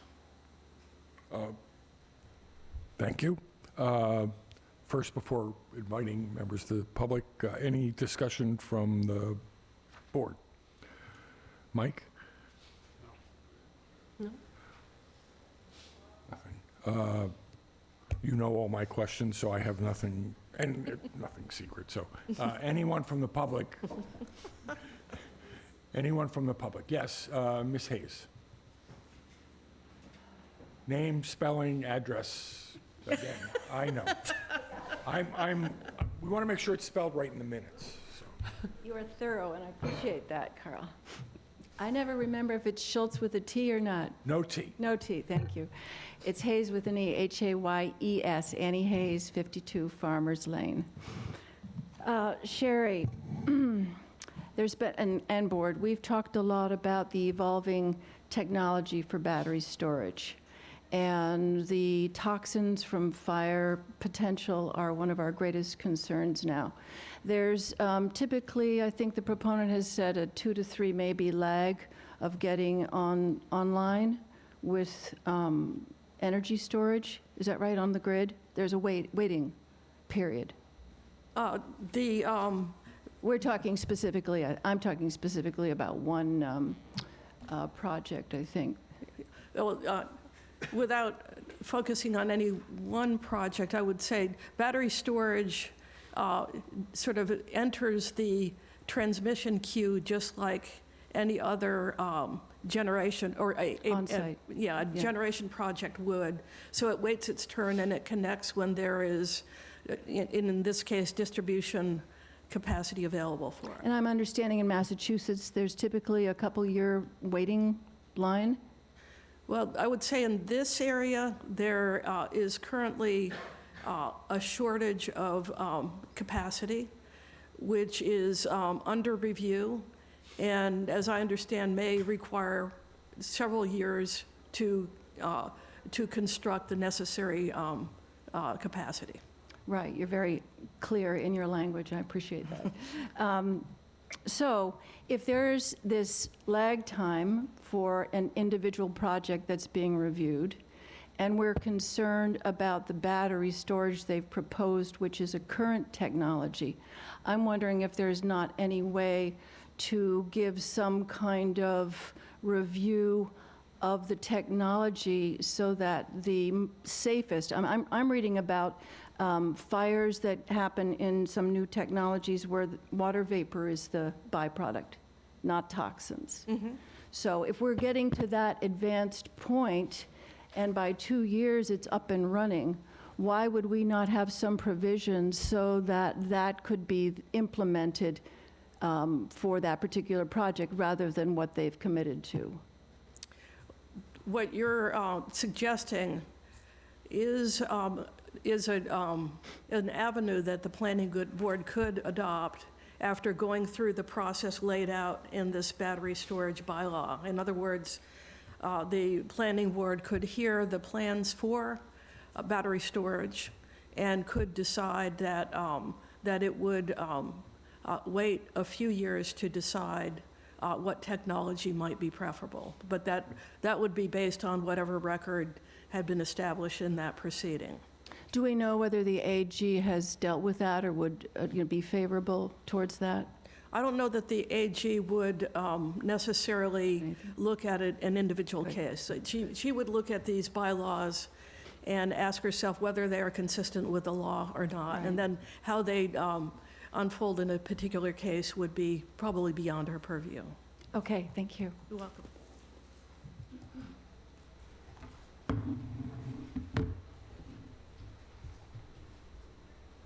Anyone else from the audience? Anyone in the ether, John?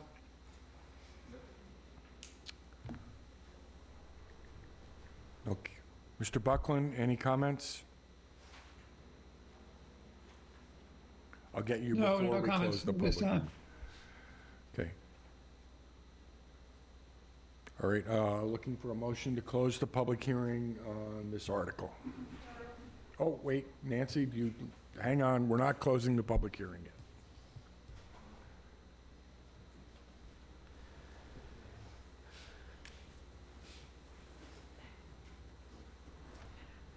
Nancy McHale, Faring Hill Road, MCHALE.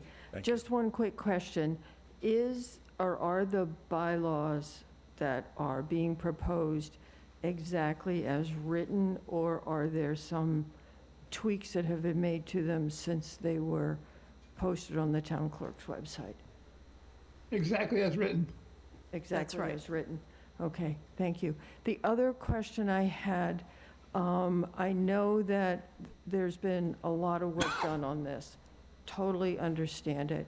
One of the things that I will be sending to the planning board and ask that it be put not only on the planning board's site as a resource, but perhaps also on the alternative energy site, is the study that came out recently from the Harvard Forest and Mass Audubon about protecting nature and how to perhaps do both, have solar in less environmental sensitive areas, but more on the built environment. And that was quite an extensive study that was done through DOER, et cetera, et cetera. So Okay. please send that to Mr. Buckland so that we all get. Certainly will. Okay. Thank you. Yeah, Thank and you. you can be very sure that the Alternative Energy Committee will be looking at that. Thank you. Annie, I know you, quick.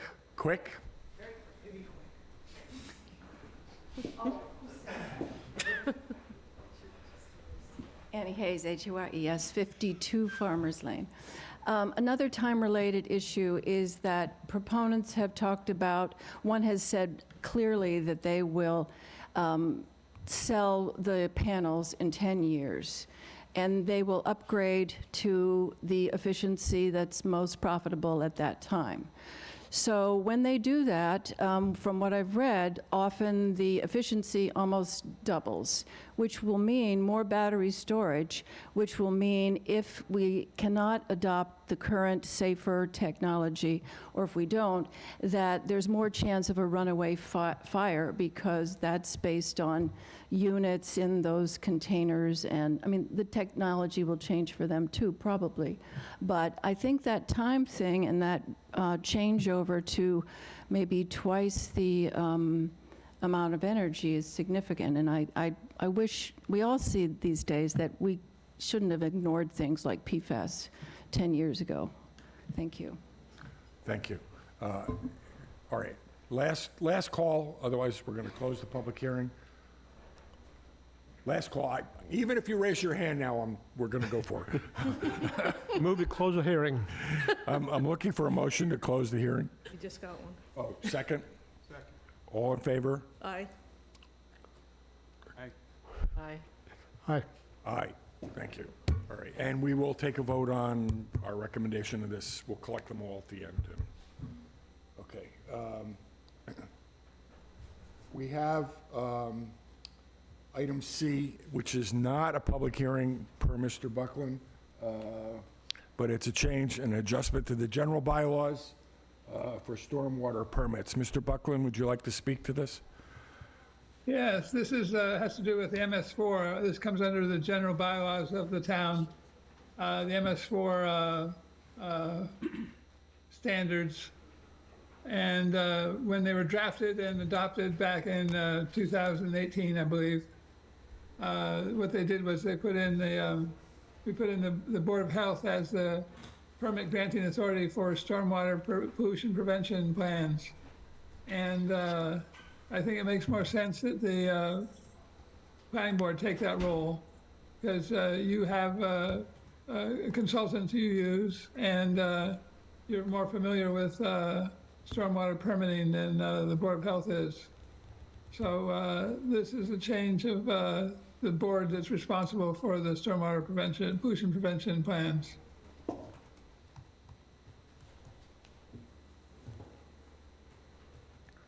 Discussion? Mike? Not at this time. Hearing no discussion. Ken, what action do we need to take on this? You don't need to take action on it if you agree with it. You can just note that, and if necessary, state that at the on the floor of town meeting. Do we need to send a letter to town meeting or not? No, you don't have to. You want us to?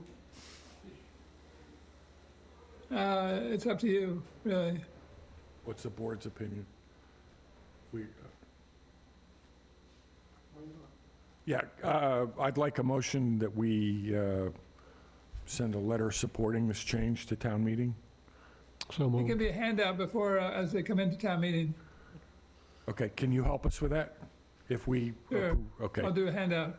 okay, so we have a motion, a second? Second. All in favor? Aye. Aye. Aye. Aye. And the chair votes aye. Ken, we'll give you support on this.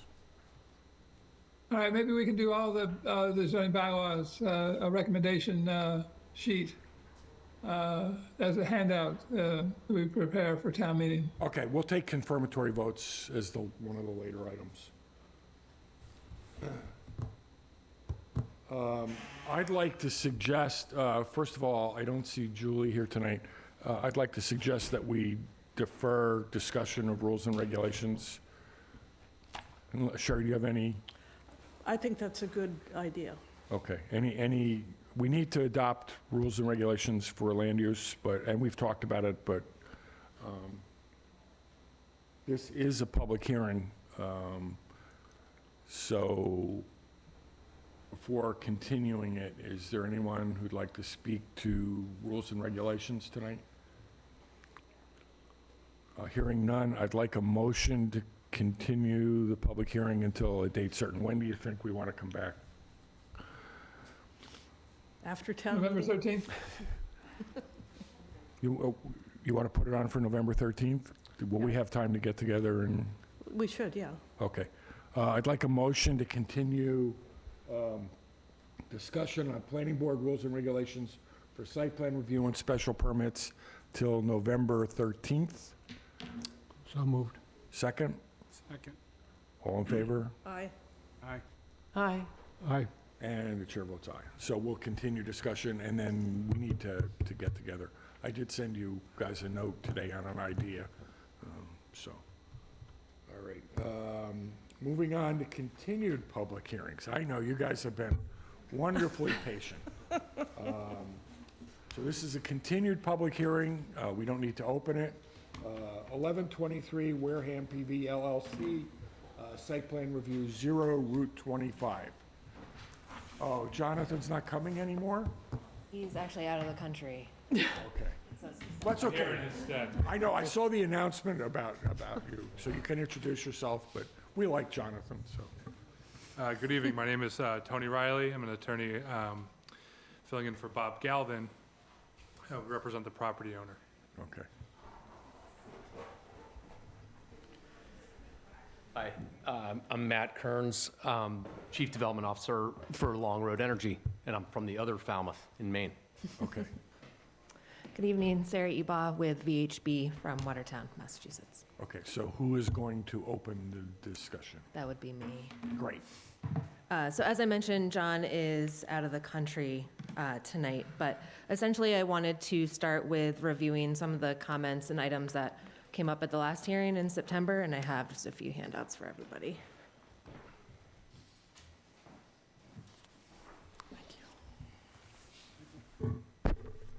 Thank you.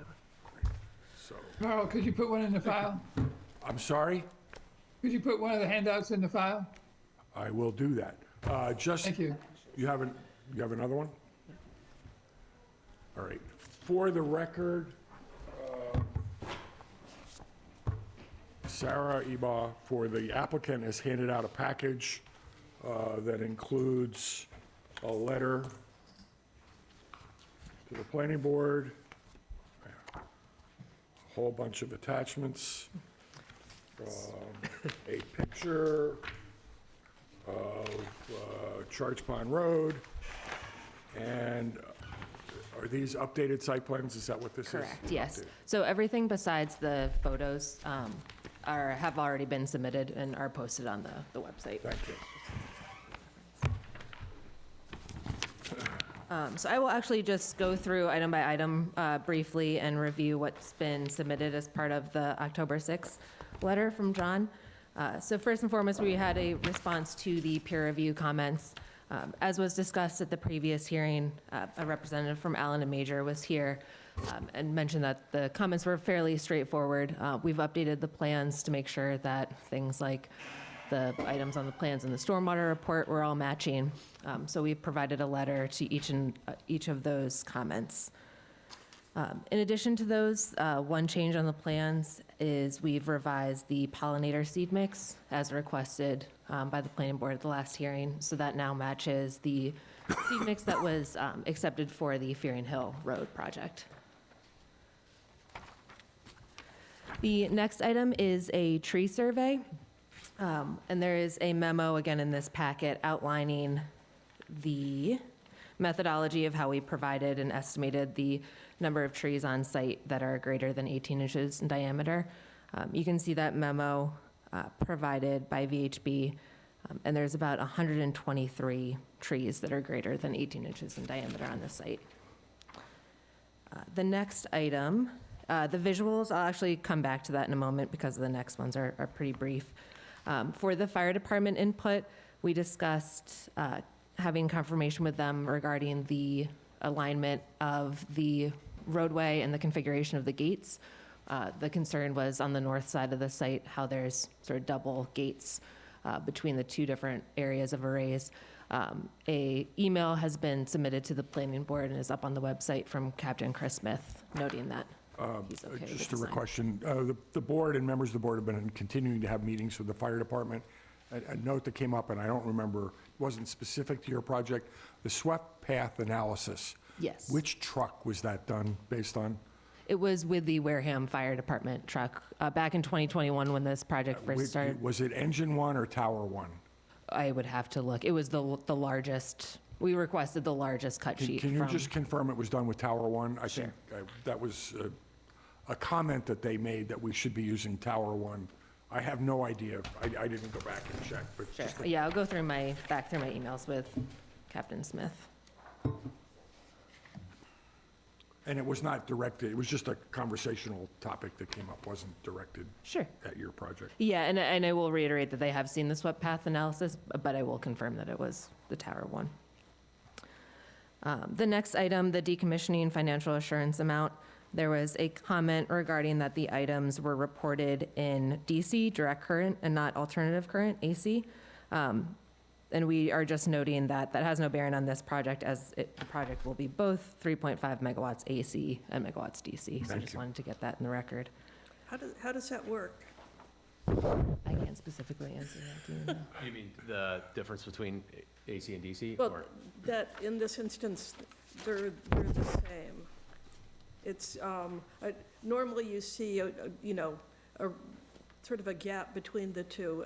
I guess I'm just curious as a technical matter, how it is that they're the same.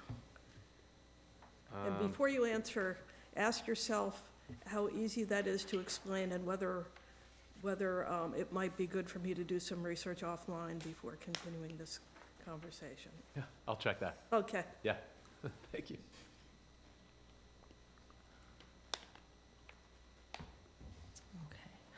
So just going back to the visuals concerning existing vegetation, I know we had talked about it at the previous meeting as well.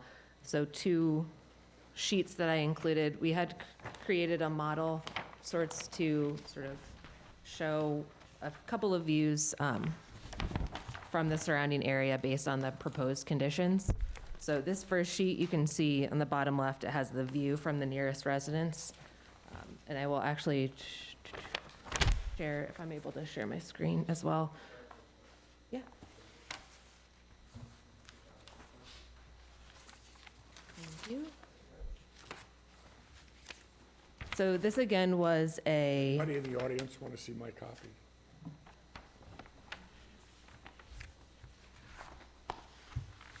Go ahead, you don't. Oh, no, yes. I just want to make sure that anybody out there who wanted to see one could. So I actually just have a few photos from the site from today as well that I can show, just to represent how accurate the model is. So again, this first page is taking sort of from across the street on Charge Pond Road from the nearest residence. And this is just to demonstrate that the proposed array is going to be completely Sarah, blocked from the road. Can you show on the site plan the direction of the view? Yep, absolutely. Let me just get that photo a little larger, hopefully. So this point here, turn it around, is where these photos have been modeled from. And we are showing that location just because it's the nearest sensitive area, the closest residence, and the closest point to Charge Pond Road. The second page, the second view that you have is actually from the end of that 20-foot wide access road that we'll be accessing the site from. Again, showing that from the street, there's no view of the solar array. And then the next 2 pages, and again, I'll scroll through the photos I took from the site earlier, are views from, if you're looking at this, views from the municipal maintenance lot onto the site. And what we've done is shown essentially a conservative 10-foot buffer remaining on the adjacent town property lot, based on the fact that if any future development happens on that site, the absolute minimum landscape buffer that would be required is 10 feet. So we have our 50-foot vegetated buffer and then that 10-foot buffer. So on the screen right now is a view from the edge of Charge Pond Road looking towards the site. And again, you can see that the site is fairly vegetated up in this location, again, closest to the nearest residence and the most sensitive area here. And this is actually walking onto the property. This corner here is sort of the beginning of the cleared path around that area and the trail that sort of goes all around the site on the north side of the property. So again, if I can zoom in a little bit, you can kind of start to see the hill going down to where the solar arrays would be. But again, just demonstrating that even on this north side, again, with the topography difference, that the proposed solar arrays will be completely screened.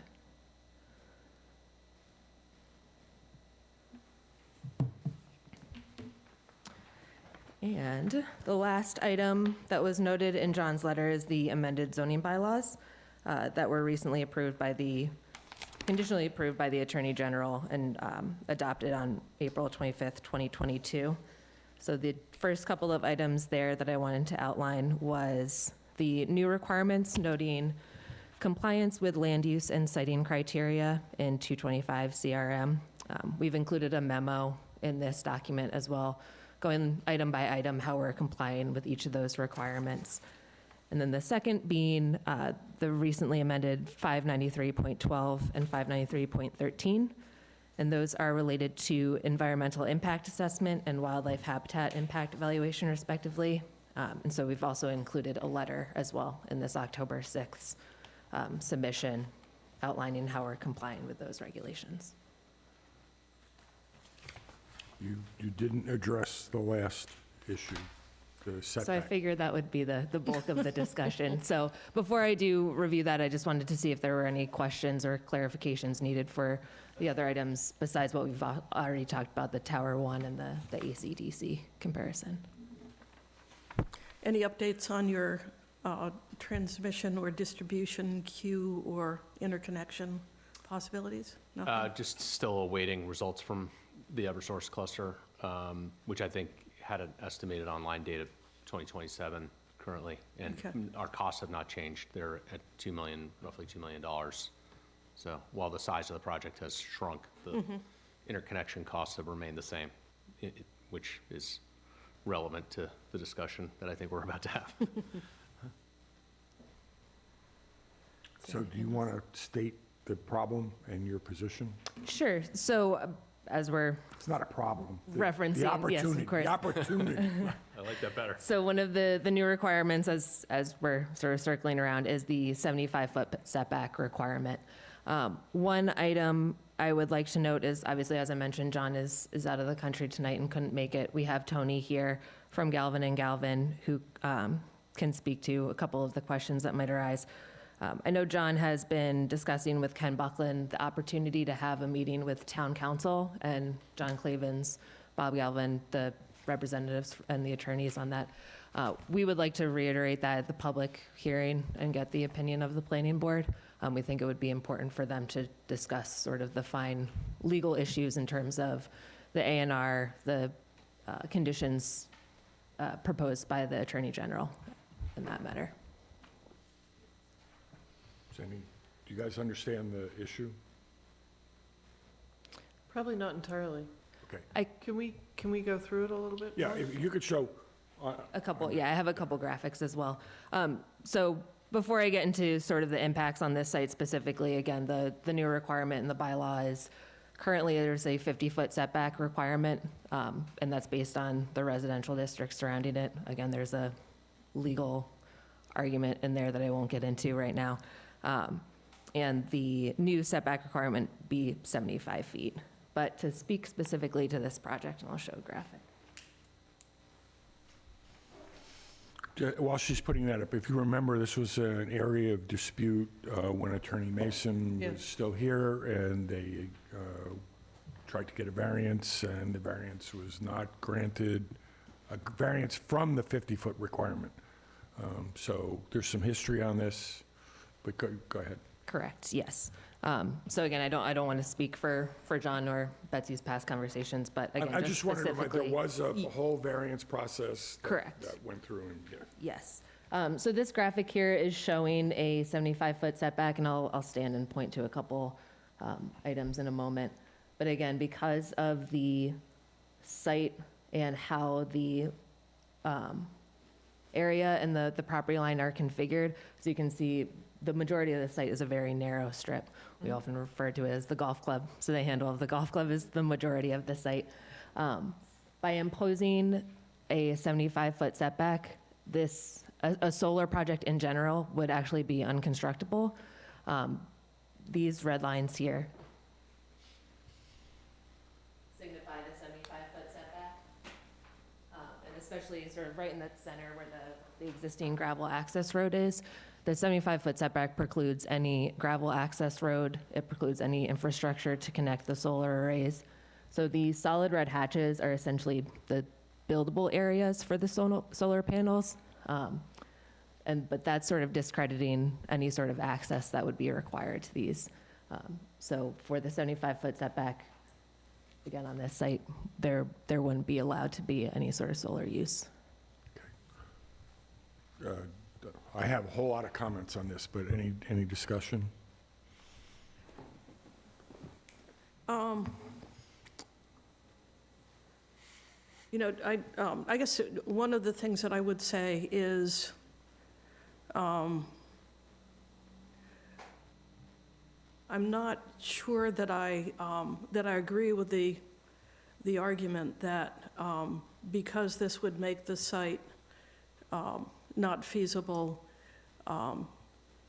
that it has to be justified by, some impact on health, safety, or welfare. I don't know that I agree with that. I would say, and we're in a tough position here, and I know, Carl, you're going to go here as well. We don't have the ability to grant waivers of our zoning bylaws. That's something we have written in now, and so in the future, in this kind of situation, we would be able to consider granting a waiver. But, I think we're in a little bit of a hard spot here. And so I think it's a question of how we work ourselves out of this hard spot. And, having said that, I'm very sympathetic to the situation that you're in, and believe that this site, you have taken some care to select this site, and you have also taken care to meet some of the needs that we have, set in front of you. And so, it pains me to believe that we cannot accommodate this at this point, but I think there's maybe something we should think about working our way out of. I have a comment, but Okay, and I would also, I think you were talking about meeting with our attorney, and that concerns me a little bit. Should that happen without a member of the planning board there? Just because he represents us, or the entire planning board being there at a noticed public meeting. I just have a little bit of concern about our attorney meeting with your attorneys and none of us being present. But that's secondary. So to try to say that a little bit more better and more succinctly, I'm sympathetic to your situation. I don't think as a matter of law you have the winning part of the argument with us. There may be another way to address this. And maybe, Carl, you can lay that out and we can work toward it. Great. I'll wait my turn. Mike, are you, I'm sorry, are you done? Yes. Mike, any questions, comments? Nope, not at this time. No questions, but thank you for the further explanation. Okay. Notwithstanding all of the other issues that we're still debating, which is health, safety, and welfare, and batteries, and water, and all those things, I would remind the applicant that when we faced this issue before, you presented the case that said we can't possibly build a solar project on this site with a 50-foot setback. And that was on the record and quoted, and yet you did come back and find a way to build it. So I remind you of that, so just keep that in the back of your mind. Sherry has pointed out, we have reviewed our bylaws over and over. I do not believe that we can waive this requirement.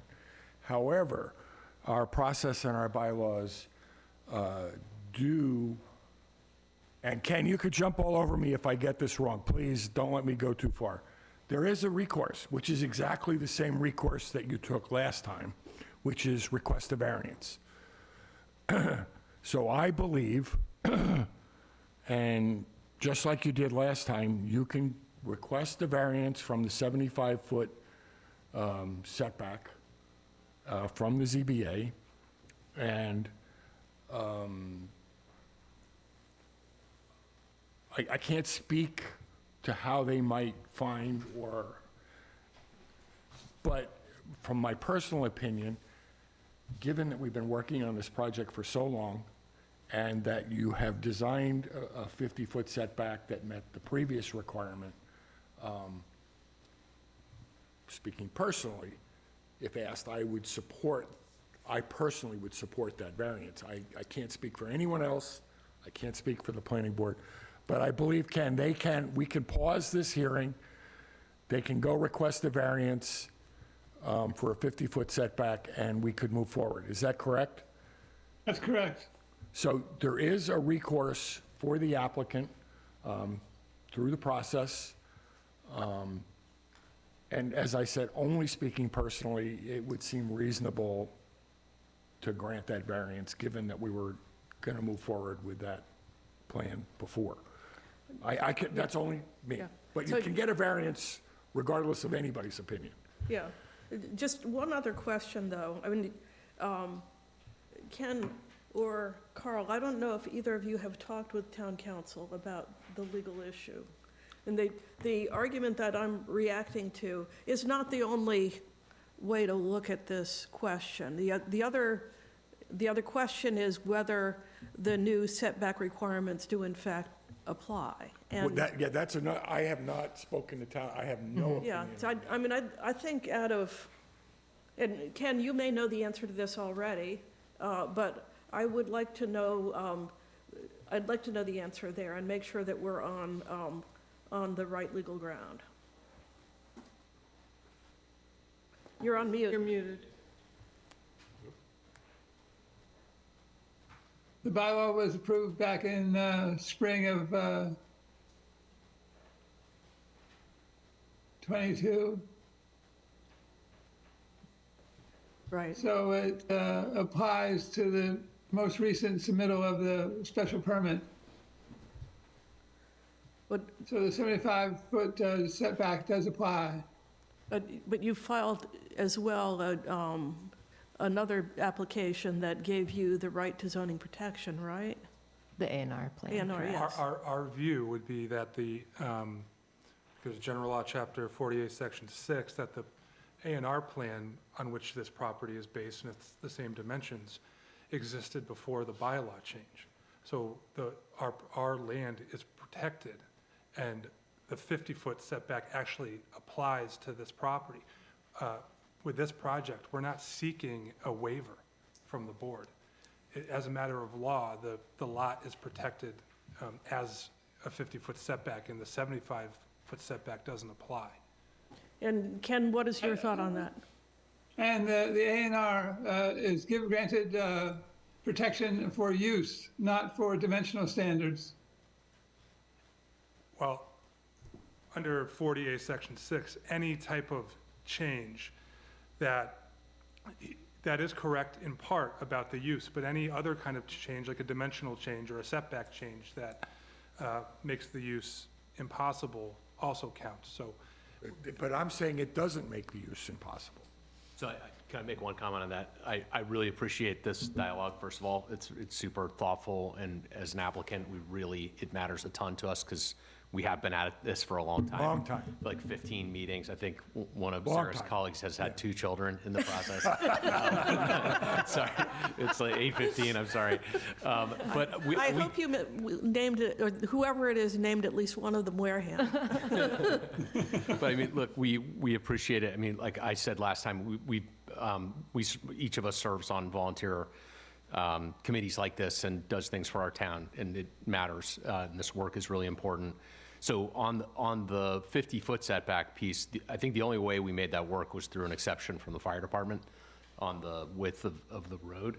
Is that correct? That's correct. That was one of the changes we had So, to I mean, request. I think we're trying to like wend our way, just to kind of address the I point. appreciate that. And that's the only way we were able to kind of like skinny, because it is such a skinny access, so like electrical road access.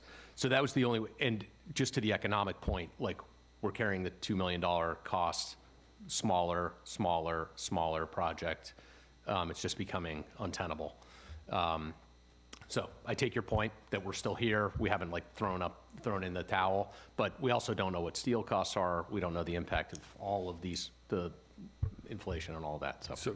So I'm going to speak, and to your point, this group, this body, is not going to resolve the legal debate between Attorney Clevens and yourself and the town attorney.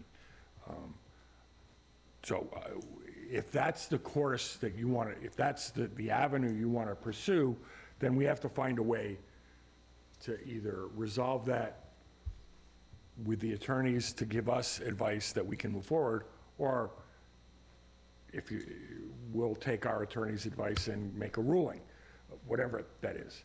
I I mean, I read all of the exchanges, and I saw the note that there is no way to go forward if we don't get this ruling in your favor. And I said, yes, there is a way forward, and I proposed it.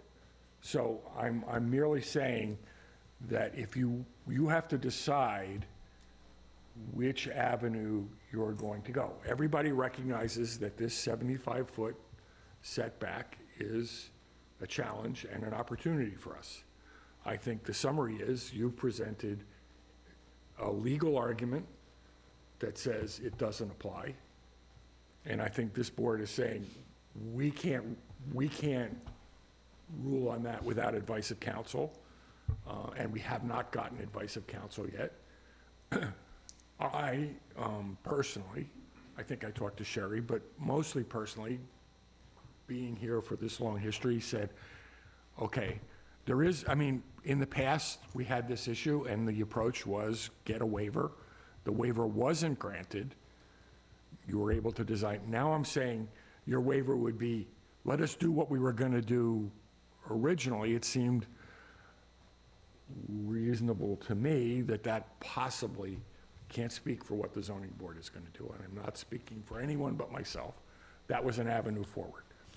That was all I proposed, but I did say I don't think there isn't an avenue forward, and I think there's options. Well, it seems like it's a linear process. You got to get through the answering the legal question first. I don't think you have to answer the legal question if you get the variance. Well, I think there's also a chance that if something like this came before a zoning board, they might deny the variance. Then you're still... No, not deny the variance on its merits, but deny the variance as moot because it's not required. So I think when Sarah suggested... Explain, I don't understand that statement. There's a chance that the zoning board could look at a variance request, look at the A&R plan and when the new bylaw came into effect in Chapter 48, Section 6, and say, we don't need to grant a variance because you don't need one. But that would still then, in effect, give you what you're looking for. Our opinion on advice of our support is that the A&R doesn't protect you from the setback change. That's the advice that we've been given, and I think, is that correct? And in the absence of any other opinion from either from our planner or from town council, I think that's how we would, I mean... I think your concern is that if the ZBA says it's moot and we're not going to give you the variance, are we going to... No, but they would then say that they're not subject, they have protection. The variance would say you don't need it because you have zoning protection. Sorry. I mean, we're trying to argue the case. Yeah, I think it's worth our time to, with Ken, go in and see town council. Okay. And go over the questions that have been raised here and in John's memo. Go over Ken's point of view, see what our options are, and talk about going forward. I think that's probably a good thing to do. All right. I'm back to saying that it's a linear process then, that you get the legal question answered, and then you know whether to go to the ZBA or not. Yeah. And there's no point in going to them if it's moot. Yeah, and you all end up in sort of a jurisdictional no person's land, where one person says, no, it's their responsibility, and the other person says, well, it's not our responsibility because we never should have had this case, and that's... Right. But that would then send it back to us, and they would have made a rule. Let's talk with town council about it. But I think the way that you have designed to get out of this may be where we end up. Let's just ask a few more questions. Okay. So I'm offering you, I think, an approach, but I accept Ms. Quirk's recommendation. Ken, I guess we need to get advice of counsel on Attorney Clavins's argument and your position on setbacks not being protected by the A&R. All right, I'll arrange that meeting with town council. It won't include John in the meeting. Right. It'll be just the planning board getting advice from its council. And Correct. then we'll present our findings to Yeah. you, and then you. Understood. Yeah, thank you. Thank you. That's And great. then, not being particularly, there is a third recourse for you, which is if we deny the application, you could adjudicate it in court. And the judge will then decide which of us understood the law correctly. And I'm not saying that I understand the law correctly at all, so please. That would be a bad outcome for us. Yeah. Well, no, but I'm Just trying to near, avoid that. We want to make peace. no, I agree. I'm not trying to discuss matters of law. I merely was trying to find a path forward. Thank you. Understood. Appreciate it. Any more on this point? Sherry, do you want to give any update on health, safety, and welfare at this point, or that's As to, this application, which is one of the big issues that we're still struggling with? You don't have to, I'm giving you the opportunity. I think it would, I would rather this issue were resolved and then we could, move forward with the merits. Right, and as you heard, we're engaging a battery expert for another application. Whatever we learn from that, I would expect that we would be able to bring forward to this application as well. So we actually have removed the battery energy from. Yeah. Oh, you guys, I forgot. Yeah, no, of course. I didn't. I know you did. Yes, I remember that whole issue Yeah. there, yeah. But it might be useful information nonetheless. Yeah. Thank you, no, I just, No, that's okay. my mind is a muddle. That's okay. Any other questions from the board? No. Okay, as this is a public hearing, are there any comments from the audience? And again, we request new comments, but anybody? I don't see anybody, so. Nancy had her hand up first, Danny.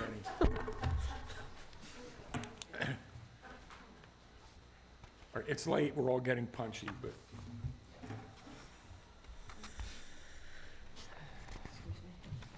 Thank you.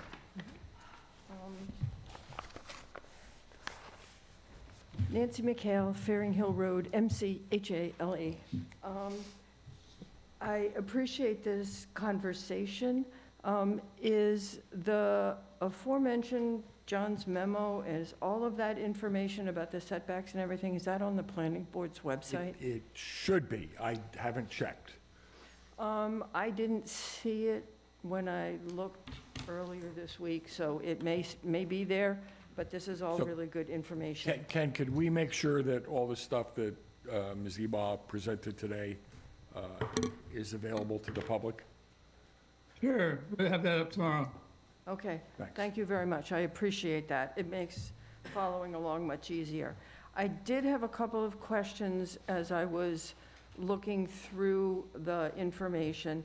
There were a couple of what I presume are clerical errors, but I would really like to bring them to folks' attention that on page 137 of the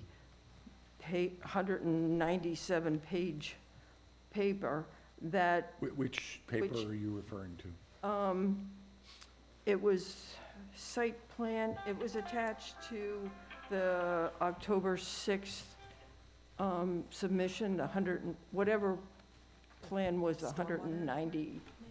Huh? It might have been the stormwater report. Well, whatever one was 191 pages. Sounds Yeah. about right. On page 137, which is the description of the soils, page 11 of it, the description of the soils, it ends very abruptly. What is the end of that sentence, and what is the conclusion of the soils report? Okay, because I couldn't find that. More troubling is page 191, which is the Wareham Solar Construction Schedule. 191? 191. Yeah. The solar construction schedule clearly has the battery system installation scheduled. So if we're taking that out of the project, it shouldn't be on the construction schedule. Sorry, but it just No, that's good catch. I didn't, shouldn't be there. The other question I had was a hydrology study really ever conducted? It looks like there were 2 test pits done at the corner closest to Route 25. And I don't understand why both of those pits were done in the same location, very close to each other, and not in other areas where we know that there's already groundwater because of the puddles that are there that Concom had questions about, and you had to move the project out of those wetland areas. Okay, so those were some of the things that I came through as I was looking at this report. Not to get too picky, but having the battery in this installation is trouble. Okay, we'll check that. thank you. Appreciate it. Good catch. Excellent. Dave. I Yeah. haven't gotten Yeah, through good. October 6th's submission yet, so. Yeah, oops, sorry. Annie was next, I think.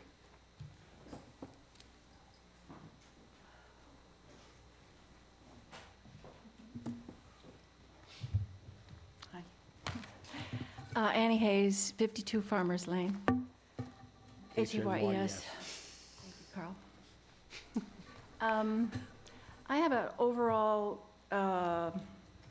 comment that I would like addressed.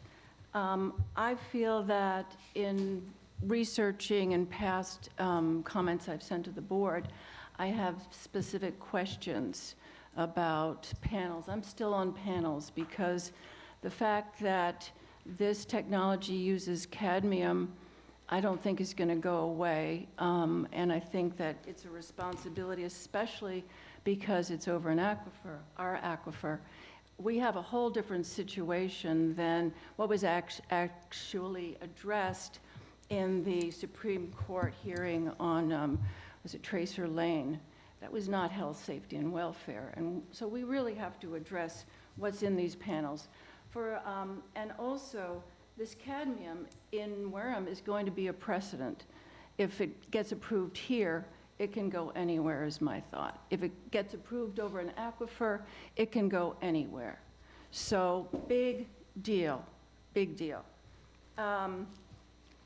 For example, I think I suggested a new kind of chart so that citizens, Nancy read the whole thing. I mean, really, did everybody here read the whole thing? Page 191, et cetera. Maybe not, because she's the only one who caught it, right? So we've seen this before, and we each hone in on different things depending on our time, et cetera. But I want to know things like, is there an anti-reflective coating? Because, as I said in the paper that I last wrote, titanium dioxide is often used. It's just been banned in California. I forgot what others, Hawaii has banned it. It's used, and the environmental watch group is excellent for the science. It's used to coat children's gummy bears so that they glisten, and it's toxic. So we know there's a lot of this stuff going on in our country. We have to be very alert to it because we have to protect our water, period. I want to know if there's a hydrophobic coating. I want to know why, with all the projects that First Solar panels are in, and they brag about how many gigawatts they have across the planet actually now, India, United States, Canada. With all these projects, where is the scientific data about any leachate, any runoff? Where is the water tested after these projects have been in? Some of them have been in for 10 years. Why aren't we getting this instead of Anik Angtiel, who is one person who said that Teflon was safe if you use it well in your kitchen? And she's the one who's referred to from the get-go as the scientist who says it's okay, when in fact she has a whole different research grant, and she's questioning everything she said before about the totality of effects to the environment. So I want these questions answered. We just recently learned that there is PFAS in our water, and I'm not saying that this project has, but what do they have and what does leach out? Guy Campina knows that there's, and he sent the data into the state, the PFAS in our water, in the wastewater. Where does it come from? Does it come from the Blue Waves solar panels that were erected 10 years ago? We don't even have information on the panels for those projects. And when I called the person who's now managing projects at Blue Wave, I was grilled and then dismissed and hung up on. So let's get real here. We have to have more information. We have to have more science. So I would like to submit my questions. I was going to just start with a yes or no, you know. No, just send your questions in. I will, but I would like to know that they will be answered. Can you do that? No. No. There's no guarantee that your questions will be answered, but we will Okay. take them as, I can't sit here and guarantee that, but we'll But take these the- are about the constituent materials on the panels. We'll take the input. Pardon? I said, we'll take your input, yes. I can't sit here and guarantee that they're going to be answered.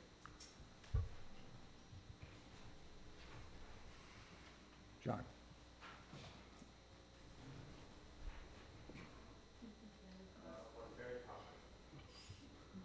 Go ahead, let them in. Good evening. Barry Cosgrove, COSGROVE, 49 Blackwell Pond Circle.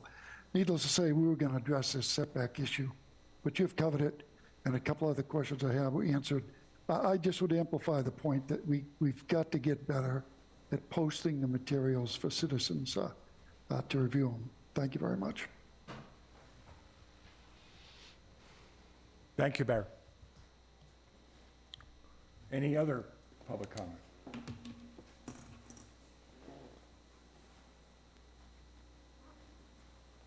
Okay, any other discussion from the board? Mr. Cudero, do you have any comments on this project? Ken, any comments? No, no comments at this time. Okay, we need to, we have another question. Okay, come on forward. You got in under the wire. David Fletcher, property owner, 0 Route 25. Can you spell your name, please? I've needed. Fletcher. Thank you. I'd like to comment to people there that are in this audience that don't even abut the property. And I will make a note that I'm not going away, whether or not this gets approved or denied. I'm not giving the property to the town. It's this, people here speak as if this is municipal land. It is not. It's private property. I own it. I pay taxes on it yearly. And I have the right to develop it and utilize it to where I see it's advantageous to me. That's what I've been granted in the bundle of rights that I received when I took title to the property. So if this is about tree cutting, aesthetics, or anything of the such, really, or if this is just a bag of vexatious claims that they bring in time after time, month after month, year after year, this has went on. My head is gray now. It started, when I began this project, my hair was brown. This is utterly foolish, but I will say that if I don't build this array, under no circumstance am I turning this into open space or conservation land. I will be building cranberry bog, which I have the right to do, on that entire piece of property. I'll be cutting every tree down on it, from the north end to the south end, east and west. And I will then do what I originally planned to do with it when I bought it, and it's to derive agricultural income from it. So whether or not the trees get cut for solar or cranberry bog, they're going to get cut. I would like the people in the audience just to make note of that. Unless I die, something will get done with that property. And that's all I have to say. Thank you for your comments.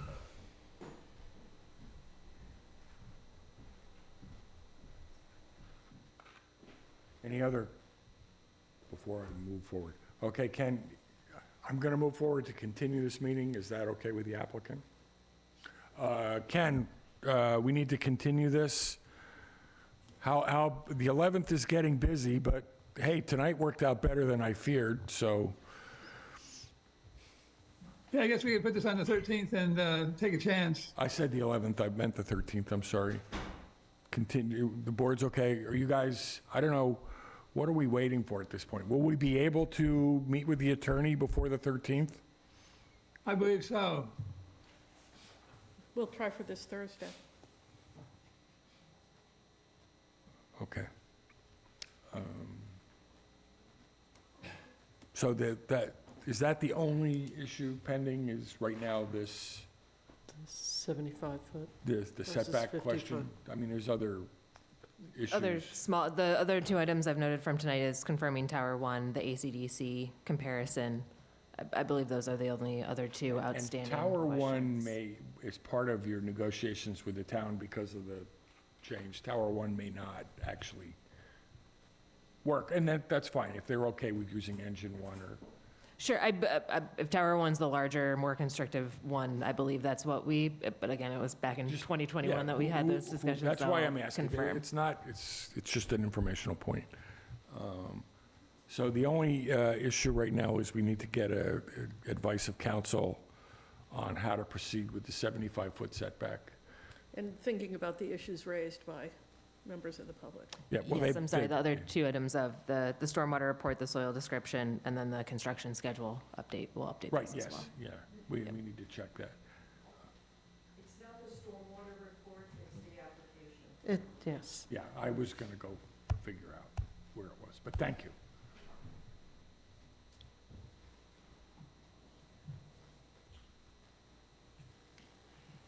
Okay, and any other questions? No, continue to the 13th. All right, I'm looking for a motion to continue to the 13th. Second, all in favor? Aye. Aye. I do not have the form, but can I get a written, either by email to Ken, just acknowledging that we're continuing this to the 13th of November? We can send an email to Ken regarding that. Thank you. Ken, we just need to get that in writing, but we're going to continue to the 13th. That's fine.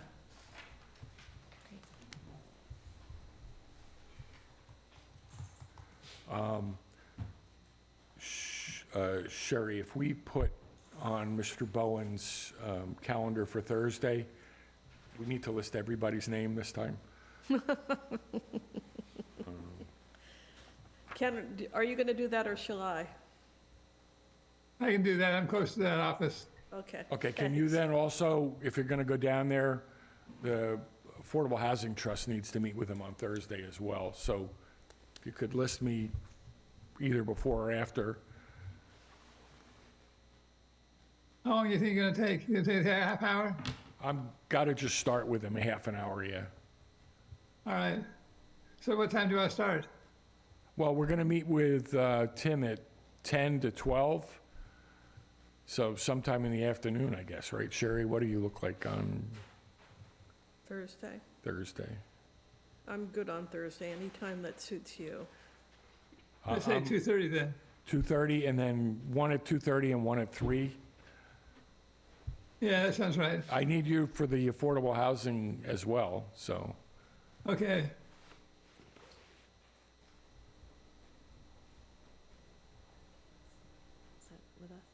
Oh, you guys are done. Yeah. I'm sorry, we voted. I'm sorry, we voted. Thank you very much. We were doing administrative stuff to make it happen. I'm sorry. Have a good night. You too. Thank you.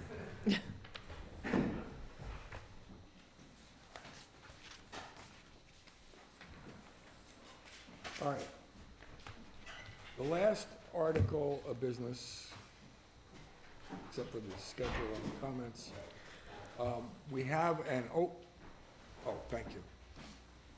We have an open public hearing on zoning bylaw articles for town meeting, warrant articles 18, 19, 20, 21, 22, and 23, which are really changes to Article 3 of the zoning bylaws, Article 5 of the zoning bylaws, Articles 14, 15, and 16, and Article 12 of the zoning bylaws.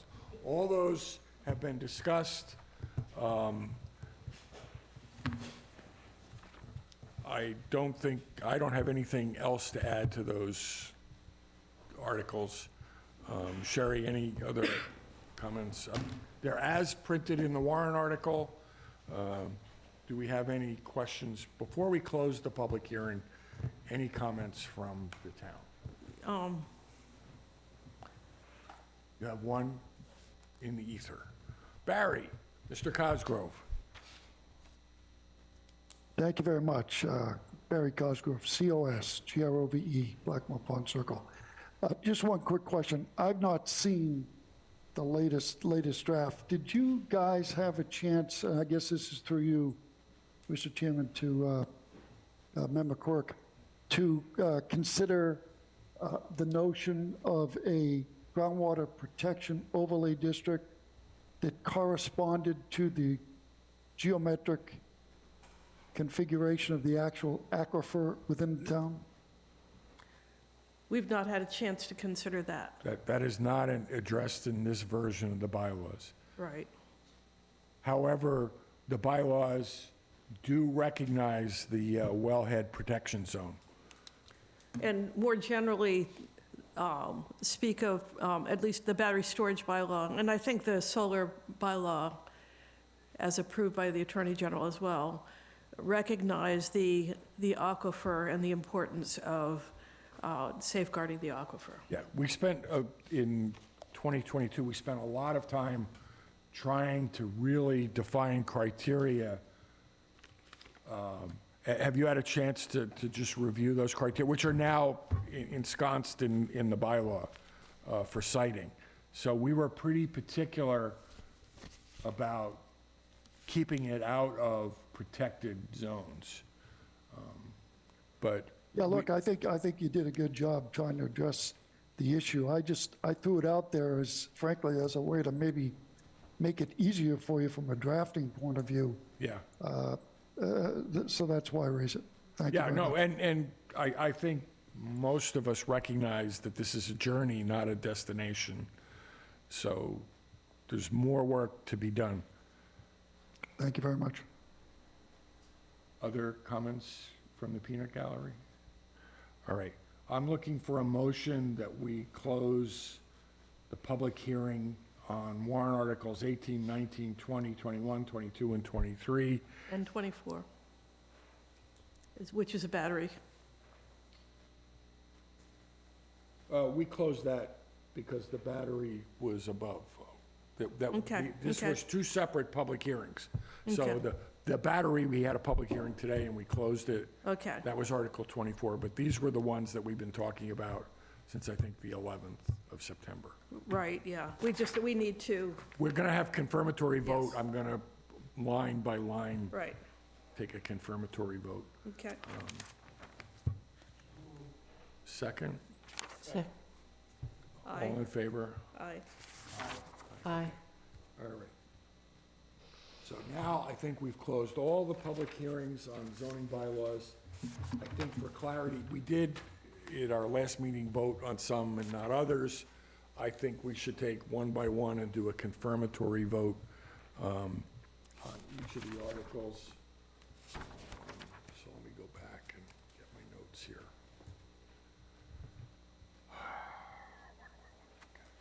Give me a second to see if I can find the note I'm looking for.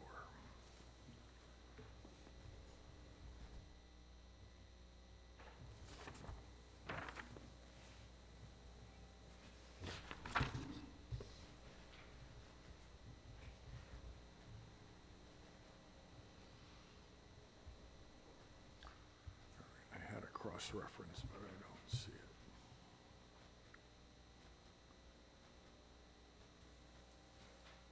See, I try to be so organized.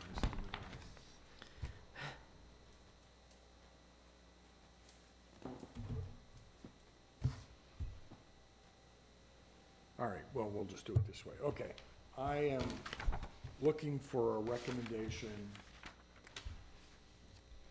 on, why can't I find the warrant? I need to find the warrant article. You want to take them in order? Article 18? Yeah, I was just trying, I had a cross-reference. There it is, I found. Nope. Notes. I don't know, Ken, we met last week, I had it, but, oh, you know, Article 18 is deleting section 1216.9. okay. So, I'm looking for a motion to recommend to town meeting that the zoning, or the planning board, supports the deletion of 1216.9. Second.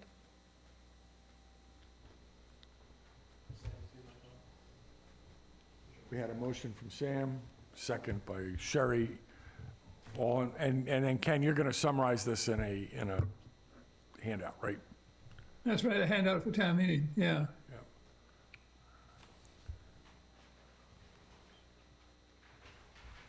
I found it. It wasn't in the same place as the other ones, okay. Okay, Article 18, so, all in favor? Aye. Aye. Aye. And the chair votes aye, okay. Warrant Article 19, which is amend the zoning bylaws. Article 16, which is definitions. I'm looking for a motion that the planning board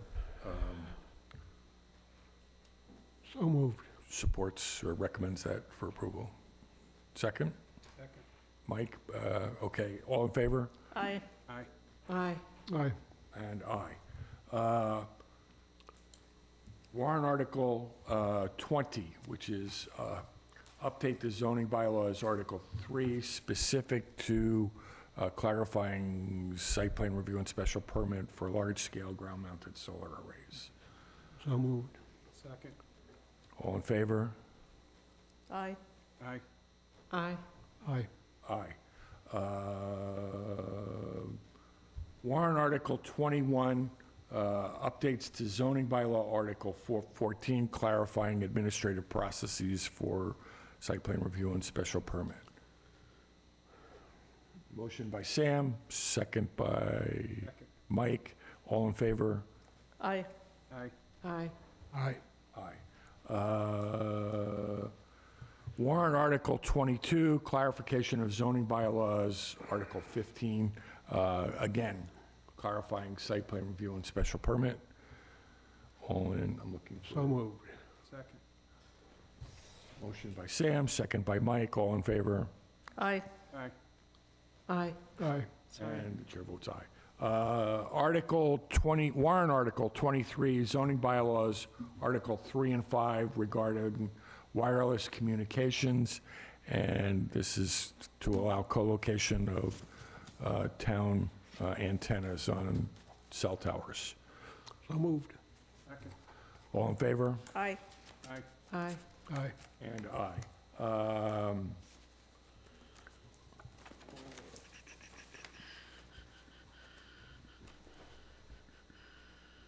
Okay, Article 24, zoning bylaw, Article 5, large-scale battery array solar storage. This would be updates to Section 597 and updates to Article 3 to add a row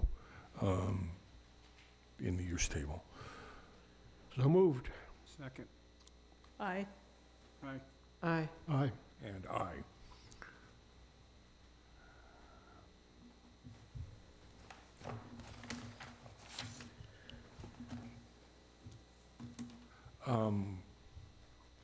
Article, are we withdrawing Article 25, warrant Article 25? That is what Ken's recommendation is, and I agree with it. This is the warrant article that would have restated the solar bylaw that was passed in spring of 2022 and made some Some tweaks to it. revisions. Yes. Okay.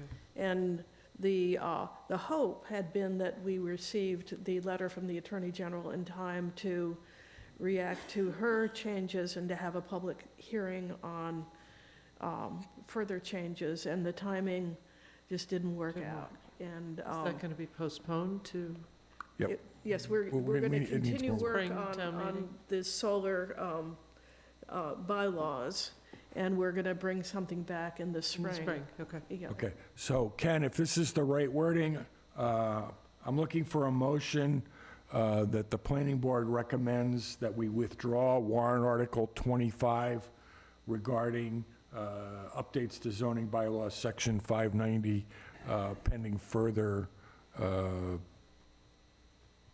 updates or study, pending further study. Further study, yeah. So moved? Second? All in favor? Aye. Aye. Aye. Aye. Should we let the moderator know? Yeah, I think, Yeah, we will. yeah. we'll do Okay. that. Okay, we have at least one more. I believe it's Article 31. Oh, yes? That's right. Usually town meeting will ask if you're asking for further study, who's going to further study it?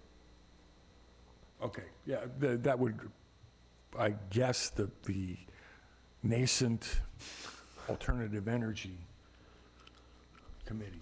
Yeah, that's good advice. So either that or by the planning board. I mean, the Yeah. planning board can continue to work on zoning bylaws as well. Your preference, somebody's going to ask. Aye. So Ken, I don't know, pending further study by either the planning board or It's any... designee, Or its designee. yeah. You can just say further study. That's usually the term that's used in the town meeting. Yeah, Nancy was saying that the moderator wasn't going to accept that, so... if- I was saying town meeting's not going to accept that. That it needs to be somebody specific who's going to further study it. Okay, if that comes up, the planning board will own that, or its designee. And we'll recommend that you resurrect your committee. Okay, I'm kidding. I believe warrant Article 31 was zoning bylaws, section 890, or 839 and 840, the LIP housing bylaw. Was that Article 31? That's right. That's Okay. Article 31. So, what do we want to do with this one? Do we want to recommend it to town meeting? As Ken said, we recommend it to town meeting with the proviso that not Brenda writes the rules and regulations. How do we want to phrase this? Or do we want to not vote in support of it? I liked the way that Ken phrased it when it came up earlier. Which is, Ken, do you want to give us words to vote on? If I can remember what I said, I think it's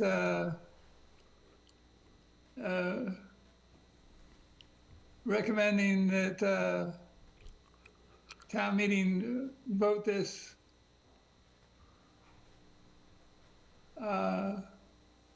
vote their conscience on this, I guess. I think you had an idea about doing rules and regulations to make it more usable. We Yeah, could they go implement a it, different way and say, we recommend that should town meeting accept this article, that the planning board draft rules and regulations for its administration. I mean, that's a different way. There's implementation and administration, yes. Only if it's approved. Yeah. And we're not, we could either be silent on recommendations for Article 31 or take a separate vote on that. Vote to do what? Well, we have to, it's a zoning change, and the planning board needs, I believe, under the law, to recommend one way or the other to town meeting. Further study. We could, The death knell. I guess our options is we You can tootsie. recommend approval, we can recommend denial, or not, whatever, not approval. I don't know if you want to do denial because it does correct some errors in the in the previous bylaw. I think a further study may be an option that you can consider. That would allow you to develop rules and regulations to go along with the bylaw. All right, so how about this? The planning board recommends that Article 31 be continued for further study and the development of appropriate rules and regulations by the planning board to administer the program. When and if, When and if it is, yeah, the Approved. bylaw's enacted. Or what, some Yes, bylaw, yeah. some, yeah. okay. How did that sound, Ken? That's a lot. You're in the site plan review, you're accepting that the rules and regulations come along after the adoption of the bylaw. If you're going to be consistent, you can say that the rules and regulations can be created and adopted after you don't have to hold up the approval of the bylaw for that purpose. Okay. I think what's hanging us up, though, is that we didn't have a presentation on this, and it's hard to take a vote without a presentation. How about we just say, the planning board does not recommend? And cut out all the other crap. And our justification would be there was no presentation, Right. according to the law, which was required. I guess our justification for that position, the only reason I hesitated was Ken says it does fix some defects, Yeah, yeah. but the defects haven't hurt us yet. If we vote, if the planning board, I'm going to be honest with you, if the planning board votes to recommend, I'm going to vote nay. That's just my opinion, so you can word it any way. We don't know what we're recommending. Well, we have the text, I read the text. Yeah. But, yeah. We're going to hear about it sooner or later anyway, so no matter what we do. You guys, Well, I was at another meeting, and Guy Pena said, if there's any new development, have them show you a permit to hook up. And he said there are none. People who come forward and say, Guy said it was okay. It's not okay, we're over capacity. That's why we asked to spend $36 million to fix phase one, and that's only phase one. So recommending that we allow people to build on small lots to hook up is crazy, and I will say that at town meeting, that we can't handle it. that's a reason for not.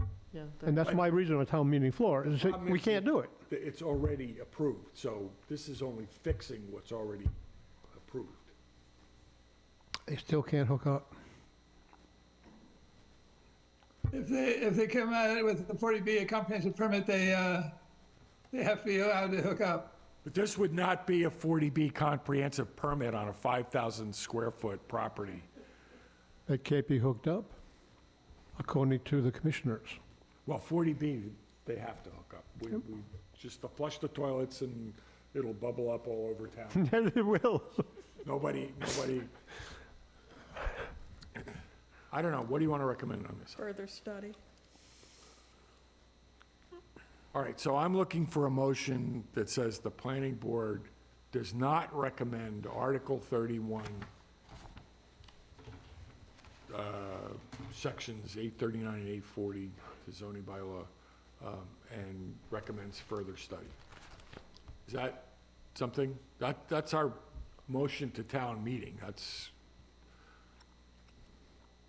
your recommendation to town meeting. Is that okay? I mean, is it worded okay? We're all basically saying the thing. Nobody here wants to stand up and say, yeah, let's go forward with this. Right. When the applicant really wasn't here. Yeah. You're putting Ken in the hot seat. No, I'm asking for his advice, but he doesn't have, we don't have to wait for him. Make the motion, Mike. You said you recommend that we don't, And make a motion to further study? okay, so we have a motion that the planning board does not recommend Article 31, warrant Article 31, As it stands, as it stands, and recommends it be further study. further study. Second. All in favor? Aye. Aye. Aye. I hate further study. I hate further study. Who's going to study it, is what I normally say on town meeting The floor. answer is Brenda's going to further study it. We know that. I know. I don't know, do you want to just take off the further study and say, It's a good idea to have additional affordable housing in town. I think it's a worthwhile endeavor to try to make it work. Well, and if there are corrections, how do you say no to corrections? Our questions aren't answered. It's simple. Yeah. all right.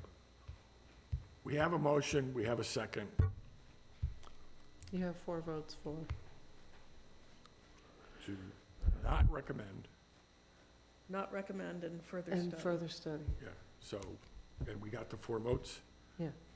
You're the last one. Oh, you're gonna stick with your aye vote. No. You're gonna change to nay. Yep.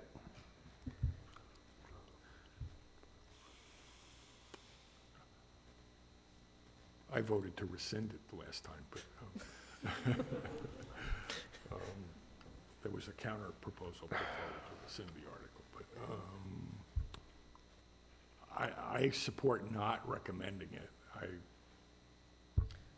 So not recommend without further study? No, but it's fine. Further study is, No, not recommended is even better.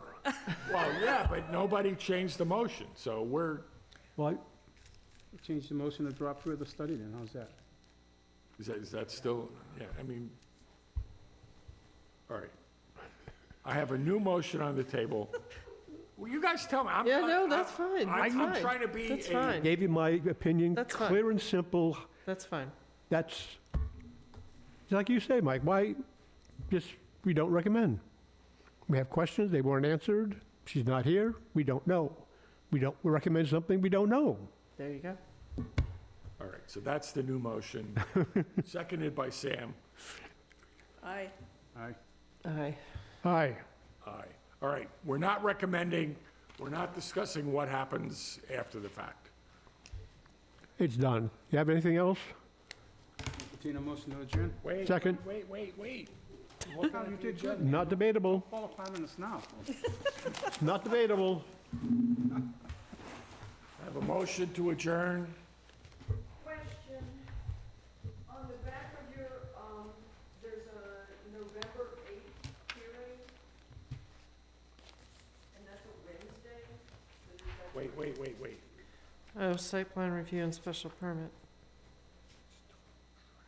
November 8th. Okay, can we finish the vote first? He's got a question. We're not meeting on November 8th. That's a typo, it should be 13th. Should be the 13th. Scrivener error. Okay, just maybe fix it at some point. Next agenda. Okay, thank you. All in favor of adjourning at 9:03? Aye. Al, you did a fantastic job. I gotta give you an eye. Thank you, Carl. Aye. You did a great job. I'm not doing it again. I won't do it. I know who I'm calling when I need editing. Aye. Whatever. Oh, the planning board meeting is adjourned at 21:03. Can I have this signed?